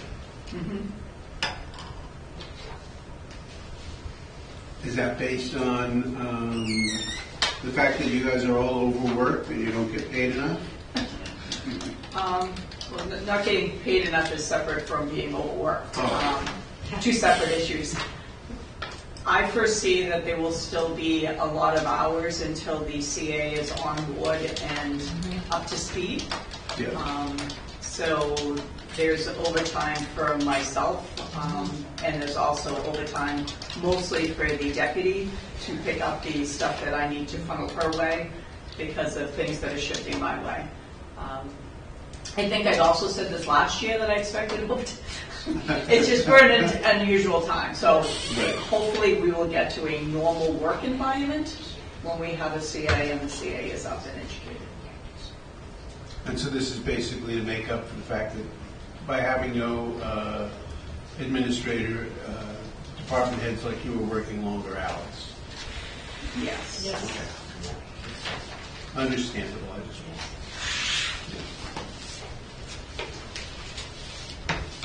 Keeping in mind that those are only hours over 55. I wish I got paid for all the hours I am over 55.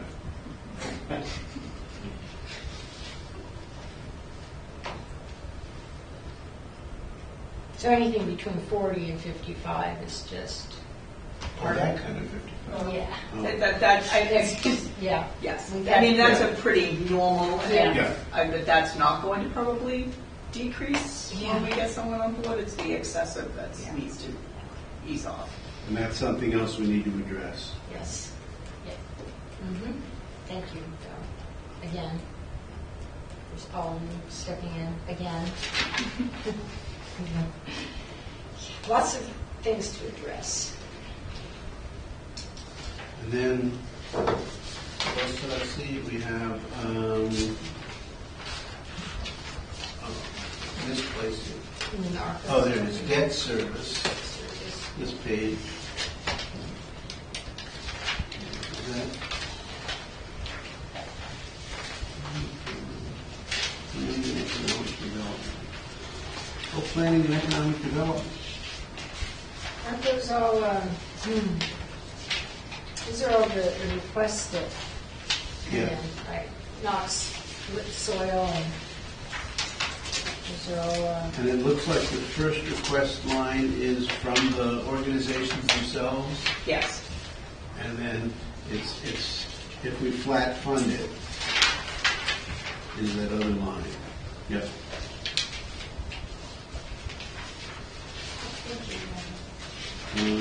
Page 23, Okay, totally out of right. order. We haven't gotten a request from Mid-Coast Regional Planning Commission, or is that just something we did a long time ago? That was not in existence. It still stands because we do have some actual information in this report for prior years that's just hidden, but we leave it there for reference when we want to go back. And then the Knox County Mutual Aid,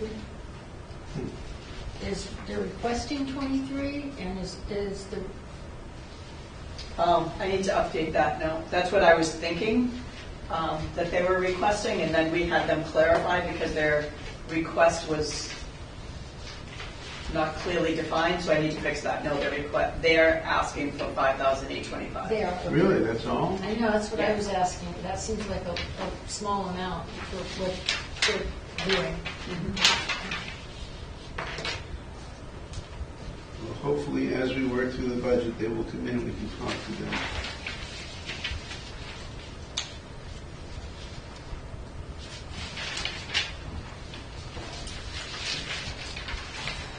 Anything we need to know on ARPA? I'm sorry, say that again? Anything that we should know specifically on the ARPA funding? Am I jumping ahead? That's going to, I mean, there is a page right now identified in the budget, but it's going to change. So we can talk about it, but it's probably not going to look the same by the time you get another version. Oh, that's fine.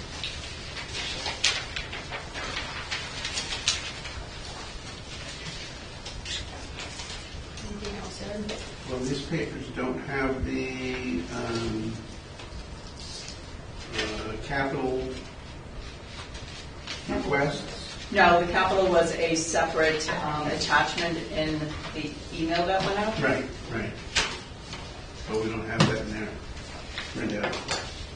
But So you we can't did discuss see the it? request within the departmental budget for anything that was 25.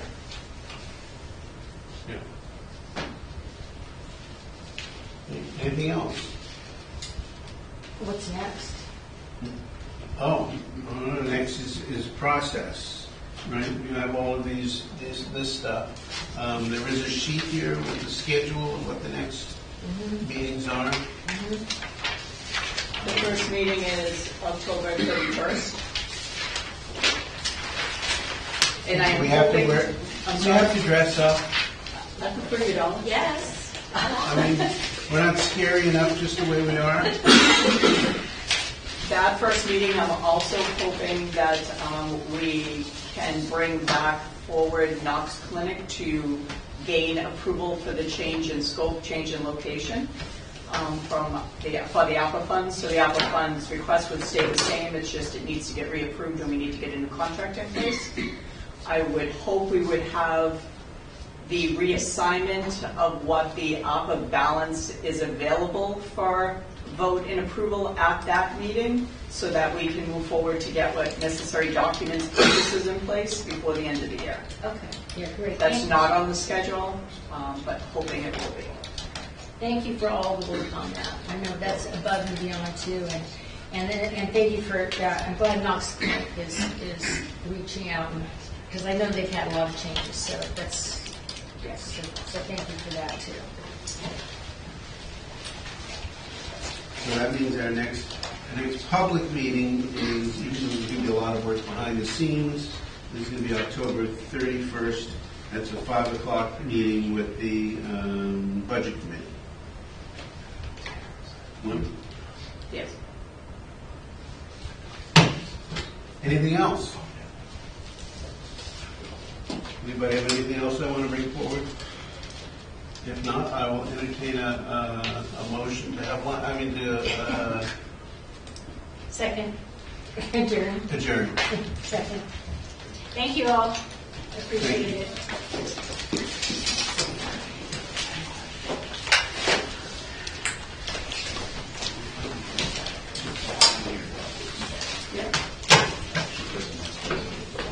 It's her fault. What's my fault? It was supposed to be just a quick meeting, but it's her fault.